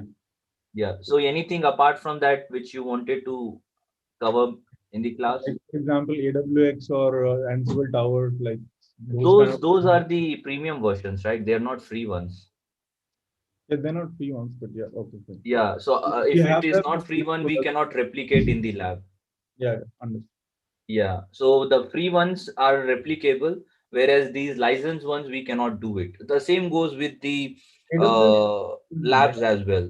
These are all freely available. We can do it in the lab. If you ask me to do it on SD-WAN, then I cannot replicate on this local machine. I have to make use of some open source and some way to do it if No, they are Ansible available. is a paid version, but AWX is a free version, right? AWS for Ansible AWX. is payable. If you're asking for AWS, it is free, but inside AWS, if you want No, Ansible I'm support, talking about AWX, where X is for AWX is yeah, Xerox. AWX is again uh, kind of a galaxy itself, right? So that will be covered in that itself. Okay. So when I will take the Galaxy, Ansible Galaxy, you will get the information on the AWS X as well. Hi, Sagar. Sagar, do you Yes. touch anything to do with the VMware side of things? Linux I will show you because after all VM is again you install Linux or Windows only, right? So Yeah, I will VMware show you. products like NSXT, NSX. No, not NXT and all. I will be showing you the Linux automation, which will be Mhm. part of this course. Okay, thank you. I have a question, Sagar. Yes. My question is, we use it automation, Ansible and Python. On Ansible, from my experience, it's 70% used in the world. So in Python, the way we are using it is different. We just have a template, then all the configurations are listed, each device separately on Notepad++. Then in the script, they pointed to that configuration on the folder, which they uploaded on the Jump server. So when we just run one script, then it will goes all the devices, then finds the files and configure each device separately. So will we see something like that on the training or not? So if I reiterate your question, so you basically have the device IP on some external file and then you just run the script and it will fetch from that. Is that what you're asking? Exactly. The script part is only one page, to be honest. And when I checked, it's not comprehensive.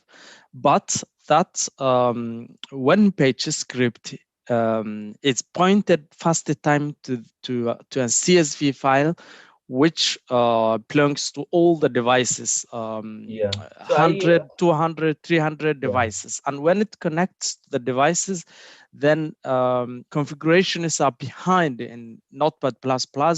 Then when device one is connected, for example, router, when it goes to the configuration of that device, then executes, then the next one, then they put a sleep of few seconds each device, after each device. And when you check with the Python script, it's less than a page. And we, for example, last night projects, we configured more than 300 devices with one page script, but the configurations are on a folder with Notepad++. So Yeah, yeah. I don't So I got understand. I would like to understand how that was made, because it's automation team, not my team. So Yes, so I already answered that in the last class. Maybe you had not joined. So let's say this is my Excel sheet and it has all the configuration. So what I need to do in the script is I just need to call that Excel file. My script will reduce to 5 to 6 or 10 lines, and then it will do all its automation job.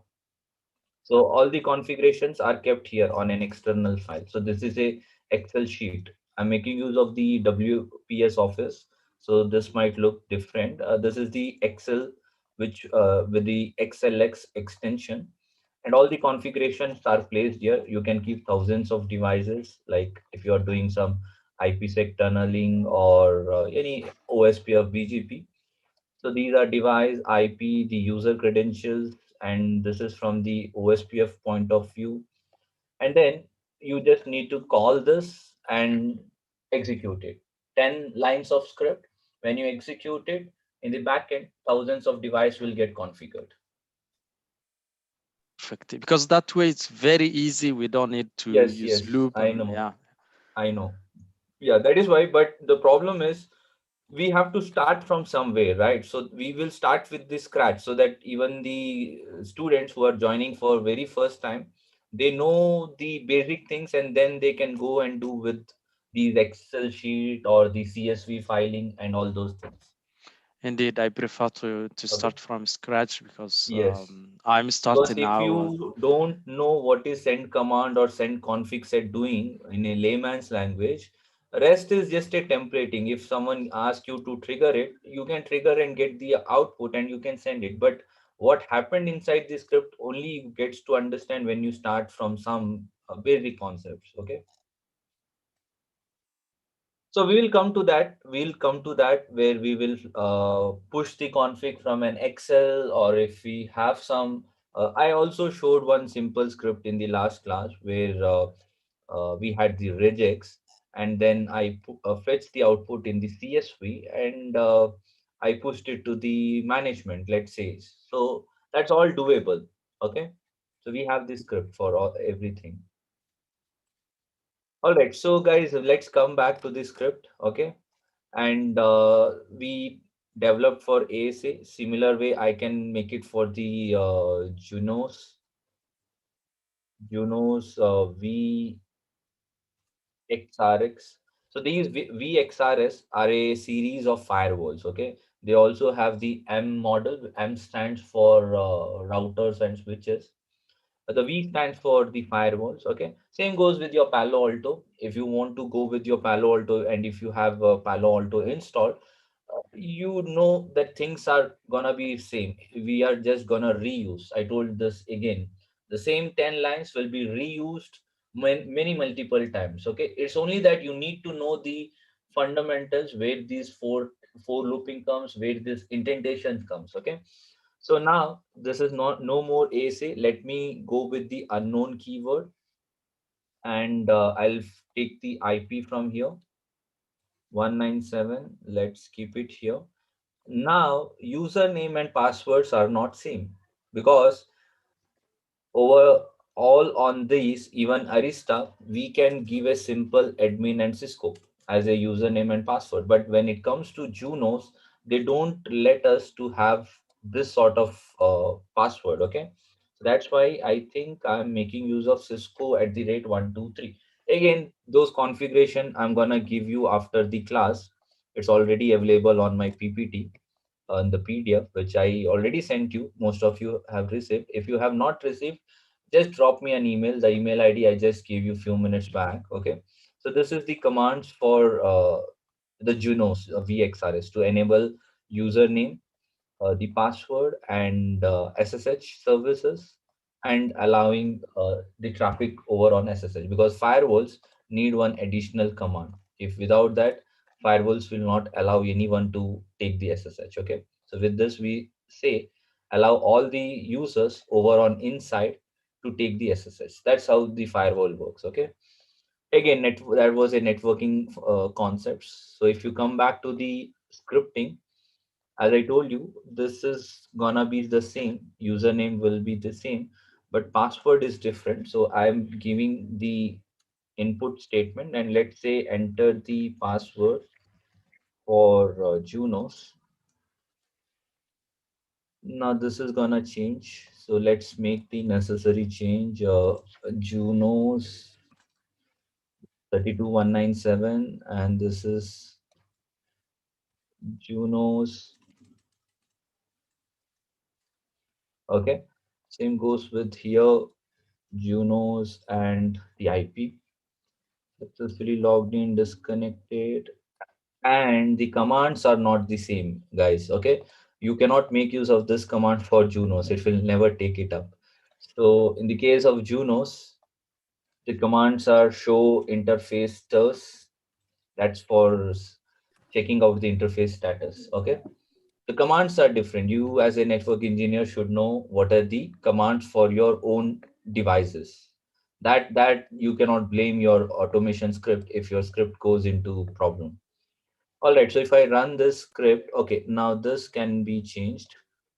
VXRX, let's make it identical here. This Cisco VSRX or Cisco ASA, whatever the object we are having on the top, Yeah. in there I can see device type, IP, username, and password, and they can be in this order only, or we can change like username, password. We can put it. Yes, you're right. We can have it in any format, no issues. Because when the unpackaging is happening, it will take it the way it wants. It don't have to be hard coded. Okay, now let's say I put this purposefully, so that is also fine, not an issue. But thing is, they must be present. Only that is the thing. Okay, means the username has to be username. It should not be the short name or something like No, US. yeah. You have to be careful with these things. These are the hard coded part inside the netmiko. So this cannot be changed. Okay. But ordering doesn't matter. You can keep any orders. Okay, thanks. Okay. All right. Anyway, Juno's done. Let's run this. Enter the username as admin, password is Cisco. So we are connecting the first box. We disconnected from it. We are moving to the second box. Disconnected from second box. Okay, we are connecting to the ASA firewall. Now you see device type was different, but still it took it. Now you see disconnected. Now it's asking me for the Juno's password. It didn't prompt me for username, right? The reason is username, it's taking it from the topmost line, because I know that even Juno's is having the admin as username. So I just called it up. That's what script is very simple. If you know where to call, then it's very simple. Otherwise, you would have written one more input statement and you would have to write that admin again and again. Okay. Now, only thing is password is different, so we are making use of it. Now, the thing is device type is not set. So if you check over here for the Junos, we know it's a VXRX. Juniper is giving you three different things. Now, again, experience comes into picture. I know it's gonna be Juniper Junos, and rest two are for the different technologies. Okay, I have not tried with Juniper, might be that can work, but Juniper has some different product called Scenaro something, which is for that. Okay, so as of now for VXRX, it's gonna be device type Junos, and you see this is not very predictable, because you see here it was Cisco ASA, fine, that's okay. Cisco iOS is also fine. When it comes to Nexus, it is NX underscore OS. Okay. Similar way, everything has its own keyword, and these keywords are case sensitive. You cannot make any mistakes. Okay, that's one simple way of finding it out. If you do not know, put a command unknown or anything, it's gonna tell you, it's gonna give you an error that so and so thing is not being recognized, and these are the only supporting ones. So please accordingly fix your issue. Okay. So I went to the Junos part. I'll click on this. Let's go with the admin password Cisco. Okay.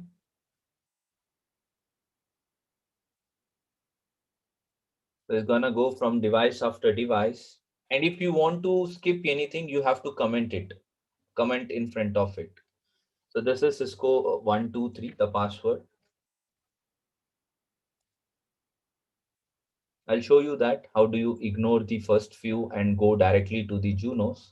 So it says it's connecting to the Junos so and so IP, and then yes, we are into the box, and they give a different bunch of output, which is not very similar to your other boxes, Cisco boxes.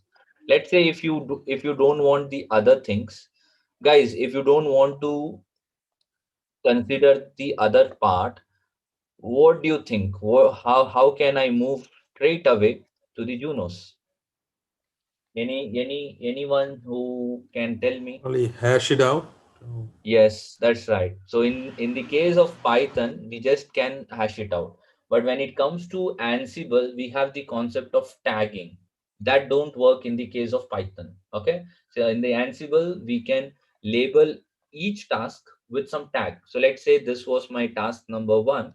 I can label it with a tag called as Cisco iOS. And when I execute the line, I execute the command, I can insert the tag saying that the tag task one to be triggered. Now, in that case, only that will be triggered. But that don't happens in the case of Python. In the case of Python, everything get considered by default.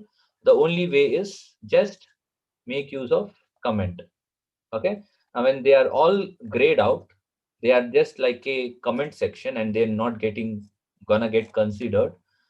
Now I can run this so that all the above ones are gone, and it only focus on Junos. Okay, now this was not required for me anyway. For that, for Junos, this is the password. Okay, sorry, this one. This is just need to be grayed out. That's all. Anyway, so it's gonna consider the Junos. So guys, what do you feel? Is automation difficult? It's simple. Okay, good. So is there a function that grays, I mean, when you type the password, it doesn't display? Is netmiko Uh, function or Python function which can do that? See, to gray out that, we need to use some service level things. Okay, if you make use of the service level things, then this can show you as asterisk symbol. But again, there is a limitation out of it. What if you were typing a wrong password? Now what happens is everything goes wrong. If you do one mistake, the all scripts get uh, disconnected. So if you think from a revealing point of view, you can do it. But if you think from getting into the trap or getting into the error, then it's better you check it out what you're typing, because there are sometimes case sensitive those buttons which can lead to issue. And remember, in case of netmiko, the connection happen one after one. So if you do mistake on, let's say, device 2, then it will not move to 3, 4, 5. Your script will break immediately there in this device number 2 itself. They are a they're called to be the next to next connection, whereas there are modules like nornir which does the concurrent connection or the parallel connection. It will interact with all 100 device at a same time. We just need to set the multi-threading. I can say that I need at a time 10 device to be communicated, and the 10 device will run on the multi-threading. But again, there are logic like multi-threading, multi-processing, all those things your server can choke up. wherever you're running the script, because you're interacting with 10 device at least, the processing will be involved. It's all your threading and multiprocessing, same like your the CPUs of your laptop or your computers. Okay, so that's a different story, guys. Again, in the case of automation, the multi-threadings and processing. So if I show you, I have some I think processor. just to build up on the last question itself about the password, okay, not revealing. So in world of automation, like ideally, password also can be stored in some repository, right, which can be called out. So will that part be covered in this course? We have those in the case of Ansible. You're talking about Ansible now. That's Ansible Vault what you're using. But in Python, either we have to include here, or either the user executor will prompt, or you can just gray this out. Or as I just showed you, uh, you can store it on an Excel sheet if you got it from your customer or from your management. So this you can use it because they are not inside the script. Yeah, what you're talking about, the repository thing, that's the Because Ansible thing. the passwords will be like tagax passwords, right? So obviously, the password will be changed. So I was thinking how to get those credentials saved somewhere where we don't even have to type, or even if you have to type, it should not be revealing at least. Yeah, as See, algorithm. your scripting will not support these RSA tokens, first of all.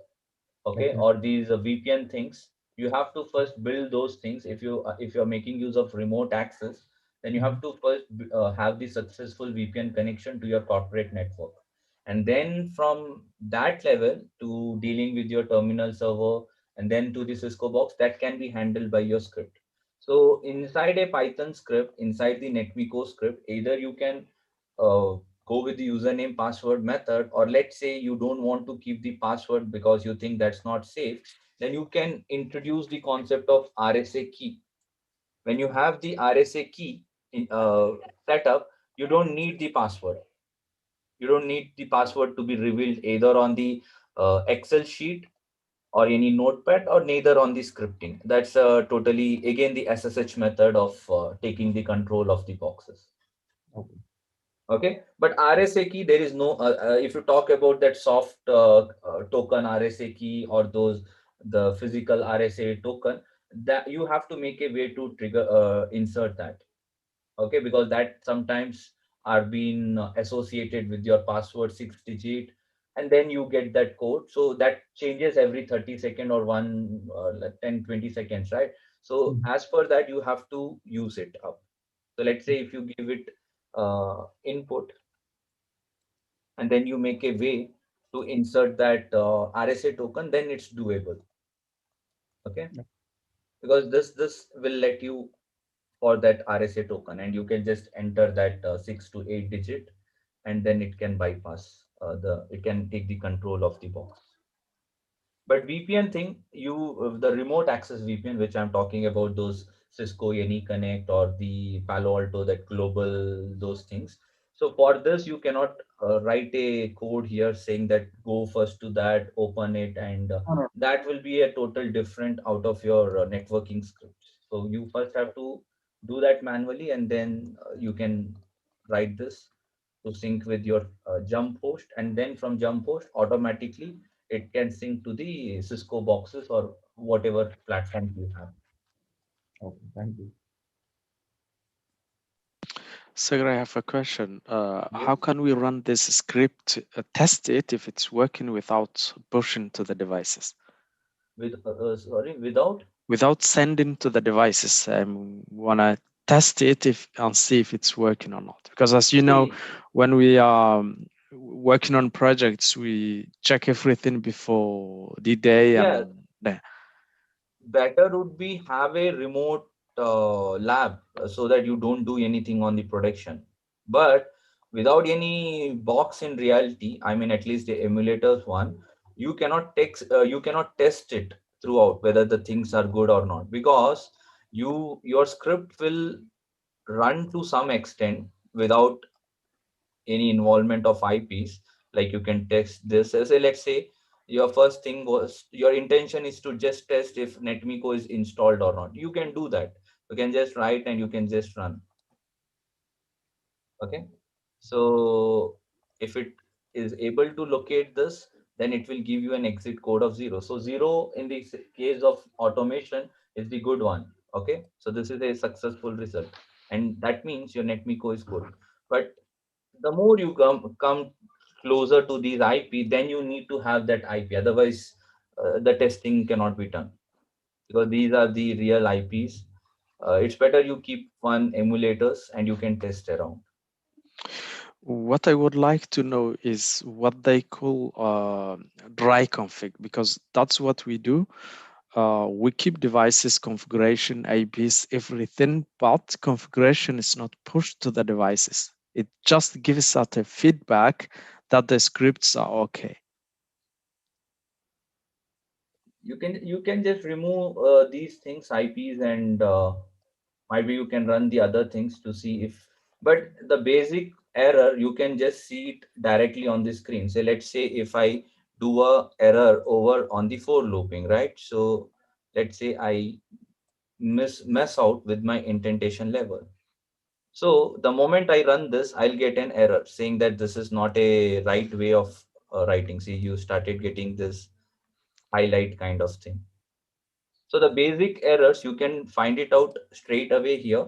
But if you want to be very specific, if your script is gonna run or not, then in the lab environment, at least you need to have the boxes configured somewhere so you can test it.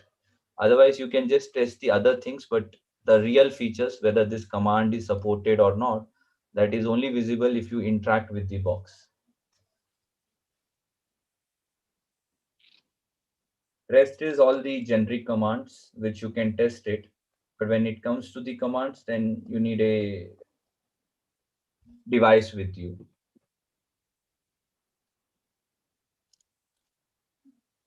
All right, guys. So is there any other doubt that we have?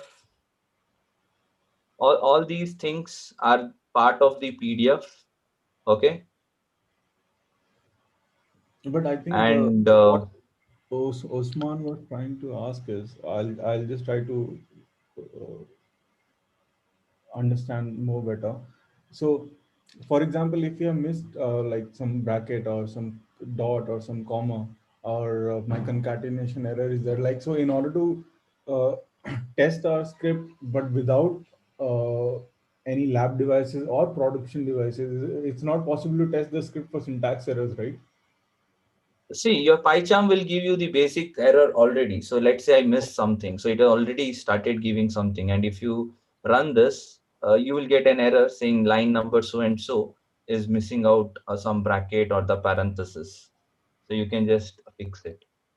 Okay, okay. See, this PyCharm, it has the auto error correction feature. Not auto correction, at least auto error detection, I can call it. It will not correct, we have to correct it.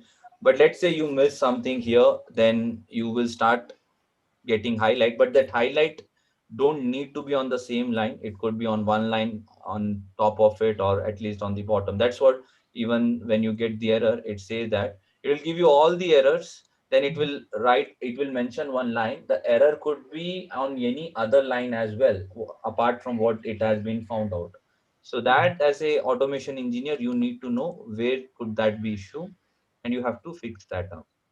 So error part is little toughest part here in the automation. You have error here, but then it will be showing that line number this has error, because there is possibility this depends on this. So the error was shown here. So that you have to find it out. Yes, I understand that, but if I come back, we run the script to the devices, and then it gives us okay everywhere, and then we know that a script is working 100%. It's clear we can see the PyCharm or any IDE to if there's an error or not, but we call it dry config. We execute the Python script, then it gives us as okay, okay, okay, then we know it's working for the day of the project. But how would you find out if that command is working or not for that device with the try thing? Let's say, for an example, you're running for an Junos, and instead of interface stars, you go with show IP in brief. So how would you know that this is a right command and it's gonna execute for Junos? I know you're talking about the generic thing. That's what I told. If it is a generic thing, the PyCharm will give you without any other things. It will gonna directly tell you that there is some error detection that it has found, and it will not highlight you. I mean, it will not run it on its own. It will just highlight it that something is missing here. But when it comes to the exact command line testing, then you need to have that box, because that cannot be done without a box. And yes, there is one more. When it comes to Ansible playbooks, there is a dry run thing which you were talking about. So let's say if you go with YML to JSON conversion tools.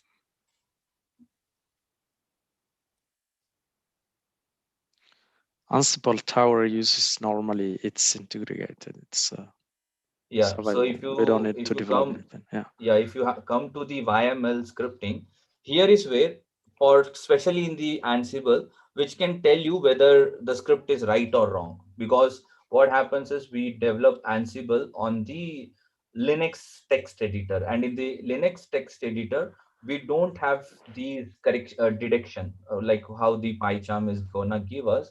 We don't see the same thing in the Linux text editor. So it's very hard for us to see the indentation, the space error. So that's why we can use these tools to make sure whether my basic syntaxing is good or not, like indentation, spaces, and all. If that is good, then I can copy and paste inside the playbook, and then I can run. Again, there is possibility that the command is not working. That is again the second step, which you will fix it as per the platform. Okay. In the case of PyCharm, you can get these things directly on the PyCharm itself. Yeah. Yes, that's clear. Thanks. For my last question, I think I know little bit Ansible Tower, but it's something I need to learn. So, are we going to playbooks, tasks, and configuration of the Junos, Cisco, and so on? Yes, that's right. Perfect. Thank you. All right, guys. So, any other doubts? Anything which you wanna ask me? And yeah, guys, let me tell you. So, guys, better you take the screenshot of this, because from next class we will log the meeting. Only the enrolled people will get the Zoom invite. So, those who have already enrolled, you guys will get the direct email from our side, and we will let you know the meeting ID. Okay. And we are all connected over WhatsApp, and I have created a WhatsApp group. But those who have not enrolled, you guys have to email us, and our team will help you on enrollment process. Okay. It's starting from the next Saturday, gonna be the weekend batch, and it's the same time that we have right now. It's a kind of 2 to 3 hours of sessions, and we'll start once again from the scratch. Whatever was taught in these last 2 days, we will take it up from there. Okay, not we'll do a progress from the 2 days what we covered, but we will start once again from the scratch. And these are the backend email ID and the WhatsApp number. So you have to contact us for the remaining steps. And yes, those who have enrolled from Monday onwards, you will be getting the web portal and the lab access to the labs. Okay. If you want, you can go ahead, spin up the lab, and start with the practicing. Okay. I will be also giving you these two scripts along with the, give me 1 second. Yeah. So this also has the management configurations for iOS, Arista, ASA, and Junos. So go and practice. And when we meet on Saturday, if you have any doubts on to understand or configure or something, you let me know, and we will take it from your Q&A, and then we will start with the script number 1. Hi, Sagar. Just one quick question. Yes. Will we be touching on the upgrade of iOS and NXOS? like automated Not way to NX, upgrade this? but iOS definitely. Okay, not an XOS. No, not NXOS. Again, those are the resource intense devices, and we cannot plug on these servers because these servers are gonna be shared among 20, 30 people, right? So end of the day, we cannot run everything in a small server. So whatever is feasible, we will do it on iOS, and the same thing applies on the Nexus. Yeah, pretty much. Yeah, But that's what I was about to say. The syntax will be pretty much similar, right? yes, yes. Okay, fine. Thank you. But we'll do a full kind of how to, do a pre and post checks and then do Yes. the upgrade. Yeah. Yes. Okay. Fine. So sir, I missed the yesterday class, so I would like what we will get for the portal access, when we will get, and Okay. this, if these videos are sessions are recorded or not. And Yeah, these sessions are recorded. I will give you the link to the last class. All right, Saga. So those of us who are registered, have you already shared the PDF on the web portal, or we need to get it from? No, not yet. From Monday onwards. Okay. So you're going to put it on the web portal? Yes, on the web portal, and I'll update on the WhatsApp that it's been done. I have assigned you, or I have sent this, and then you can Okay. go ahead and you can check it. All right. Thank you. Okay, Sagar, actually, I'm using Notepad++. I have some laptop restrictions. No, I'm working in such a setup. I cannot, no, I couldn't install PyCharm, and I'm using Notepad++, and I couldn't import that netmiko. So, is it See, with something? Notepad++, you will not be able to install the netmiko first of all. Because netmiko was a plugin which we installed in PyCharm, and then we went. I have Or IDE. you try the alternative solution. You try other Python IDE. If PyCharm don't work, then you have Microsoft Visual Studio or Atom or all those things. Idle, right? Or else you can also get the Linux software. You can run it on your VM workstation and install all these plugins inside the Linux directly. Okay, If the idle. PyCharm has a version. Yeah, if I'm not right, no, if I'm right, yesterday you mentioned idle, IDLE is also one of the alternative for Yes, PyCharm. yes. So, may I know how to import there in idle? On the settings, do you have any settings there? Is it a graphical or is it Yeah, a actually, command line? it's a command line. It's not graphical, but I have a menus, but I try to search Google. I couldn't find one. Okay, let me try and come back to you. I can Yeah. ping it in WhatsApp, right? I mean, if I Yeah, have it. definitely. You use the WhatsApp for all these queries, okay? Okay, and second question, I know it is not in the curriculum, but at least will I get a theoretical idea about how to do this in the cloud, like for Azure or AWS? At least a pointer using I Python. mean, now there are two things. Are you asking these router switches to be plugged on the AWS Azure, or you're trying to ask to automate these AWS instances, or what? AWS instances, the second type, because most of the things are getting into virtual now, right? And if I want to create a instance in AWS or Azure, I know Okay. PowerShell is there, and other tools are there.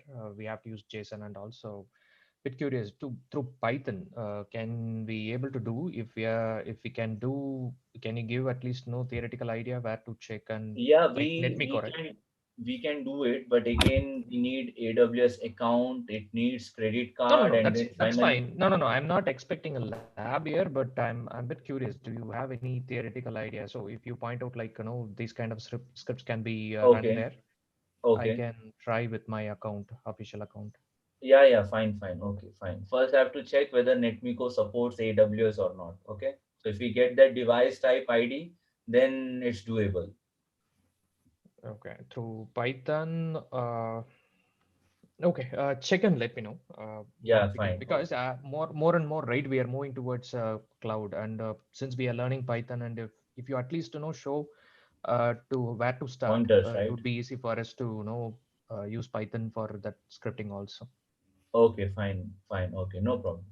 So in the case of netmiko, I'm not sure whether netmiko is supporting AWS or Azure, but in generic, Python does it. Okay, I know that Python does it, and Python has the automation where we can automate the instant creations or the AWS instance. Okay, so I will check whether it's part of our any modules, or if it is outside of it, then I can give you some pointers that go Yeah, and yeah, check this. that's This what is I what, wanted to know. Yeah. because if you go to the AWS web page, they have very good knowledge base documents. You can check there or directly on the AWS itself. They might have their own plugins for doing that instead of netmiko or any third party. AWS might have developed their own modules to get with that. Yeah, No, no, so like AWS like is one you. platform where they give every documents in very good way. Same similar like Palo Alto as well. They are also very good in the documentation. So they might have created with their own library which you can use in the Python, and you can automate it, automate the instance creation. Okay, okay, got it. Okay. And if I find, I'll definitely put up on the WhatsApp. Yeah, like you mentioned earlier, right? We have content in online, but getting it, Hello. right scope was the challenge. Okay, thanks. Hello.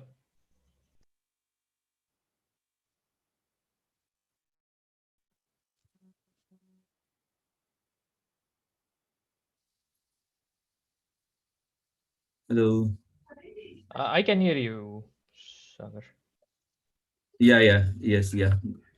All right, so I lost the sound so for some time. Yeah, I So I can thought understand. it's some okay. All right, guys. So do we have any further doubts? Hello, Sagar. You told that we'll be getting access for the lab on Monday, right? Yes. Yes. So, who will be assisting us how to connect to that lab? Because online lab I'll be doing for We, first time. So, we will guide you. Okay. So the mail will contain all the instructions. okay. And if by yourself you don't find it out, then on Saturday when we meet, I will show you the demonstration of how we use the web portal and how we use the lab access also. Okay. Okay. And have you created WhatsApp group now, or you will be creating? I have already created and I have already emailed to those guys who were under the enrolled list. So I have enrolled already from day okay, before then you might have yesterday, but received my you might no, have received my email. Not no received. PDF, no WhatsApp. Then I have to check. Okay, I'll check whether in that list your name was there or not. I remember I sent Okay. to 10 guys, and most of them have already joined also. But I'll check. I'll check. If you can drop me your email on this, then I can go back and cross check. Okay. Okay, yesterday I have dropped you an email, and today now Okay. I have WhatsApp you. Okay. Fine. Fine. Then I'll add directly. Okay. Okay. All Okay, right. thank you. All right, guys. So let's wind up and enjoy your leftover Sunday. So another half midday is available. So guys, if any doubt, let's catch up on Saturday, okay? And for any further queries, reach out directly so that I can answer your questions, okay? Yeah, Saga, You, please, yes, the last one. Can I ask the last one, please, before you wind up? yes, Yeah. Okay, like I really want to get clarification. Like I have an EMG, I have an EMG on my server. Would you be giving us the UNL file for us to import the lab, to run it ourselves? yes. So guys, we have two things. We will give you the remote lab, and if you don't want remote lab, then our lab trainer, he will help you to build on your own local machine. If you have Yeah. your own EXI server, or if you want to run it on your own VM workstation on your laptop, so we have the lab trainer who will help you to fix this up. Okay, Okay, so you don't okay, have to spend on the installation part or the setting up part. So we will help you with that. okay, okay. That'll be fine. That'll be fine. Okay. Thank you very much. All right, guys. So let's wind up. Nice interacting with a lot of audience for last 2 days, and I hope the sessions were informative to you guys. All right. Okay. So thank you once again for joining, and let's start from the coming Saturday. Okay. Thank you. Bye. Thank Take you. care. See you. Thank you, Saga. Thank you, Saga. Thank you.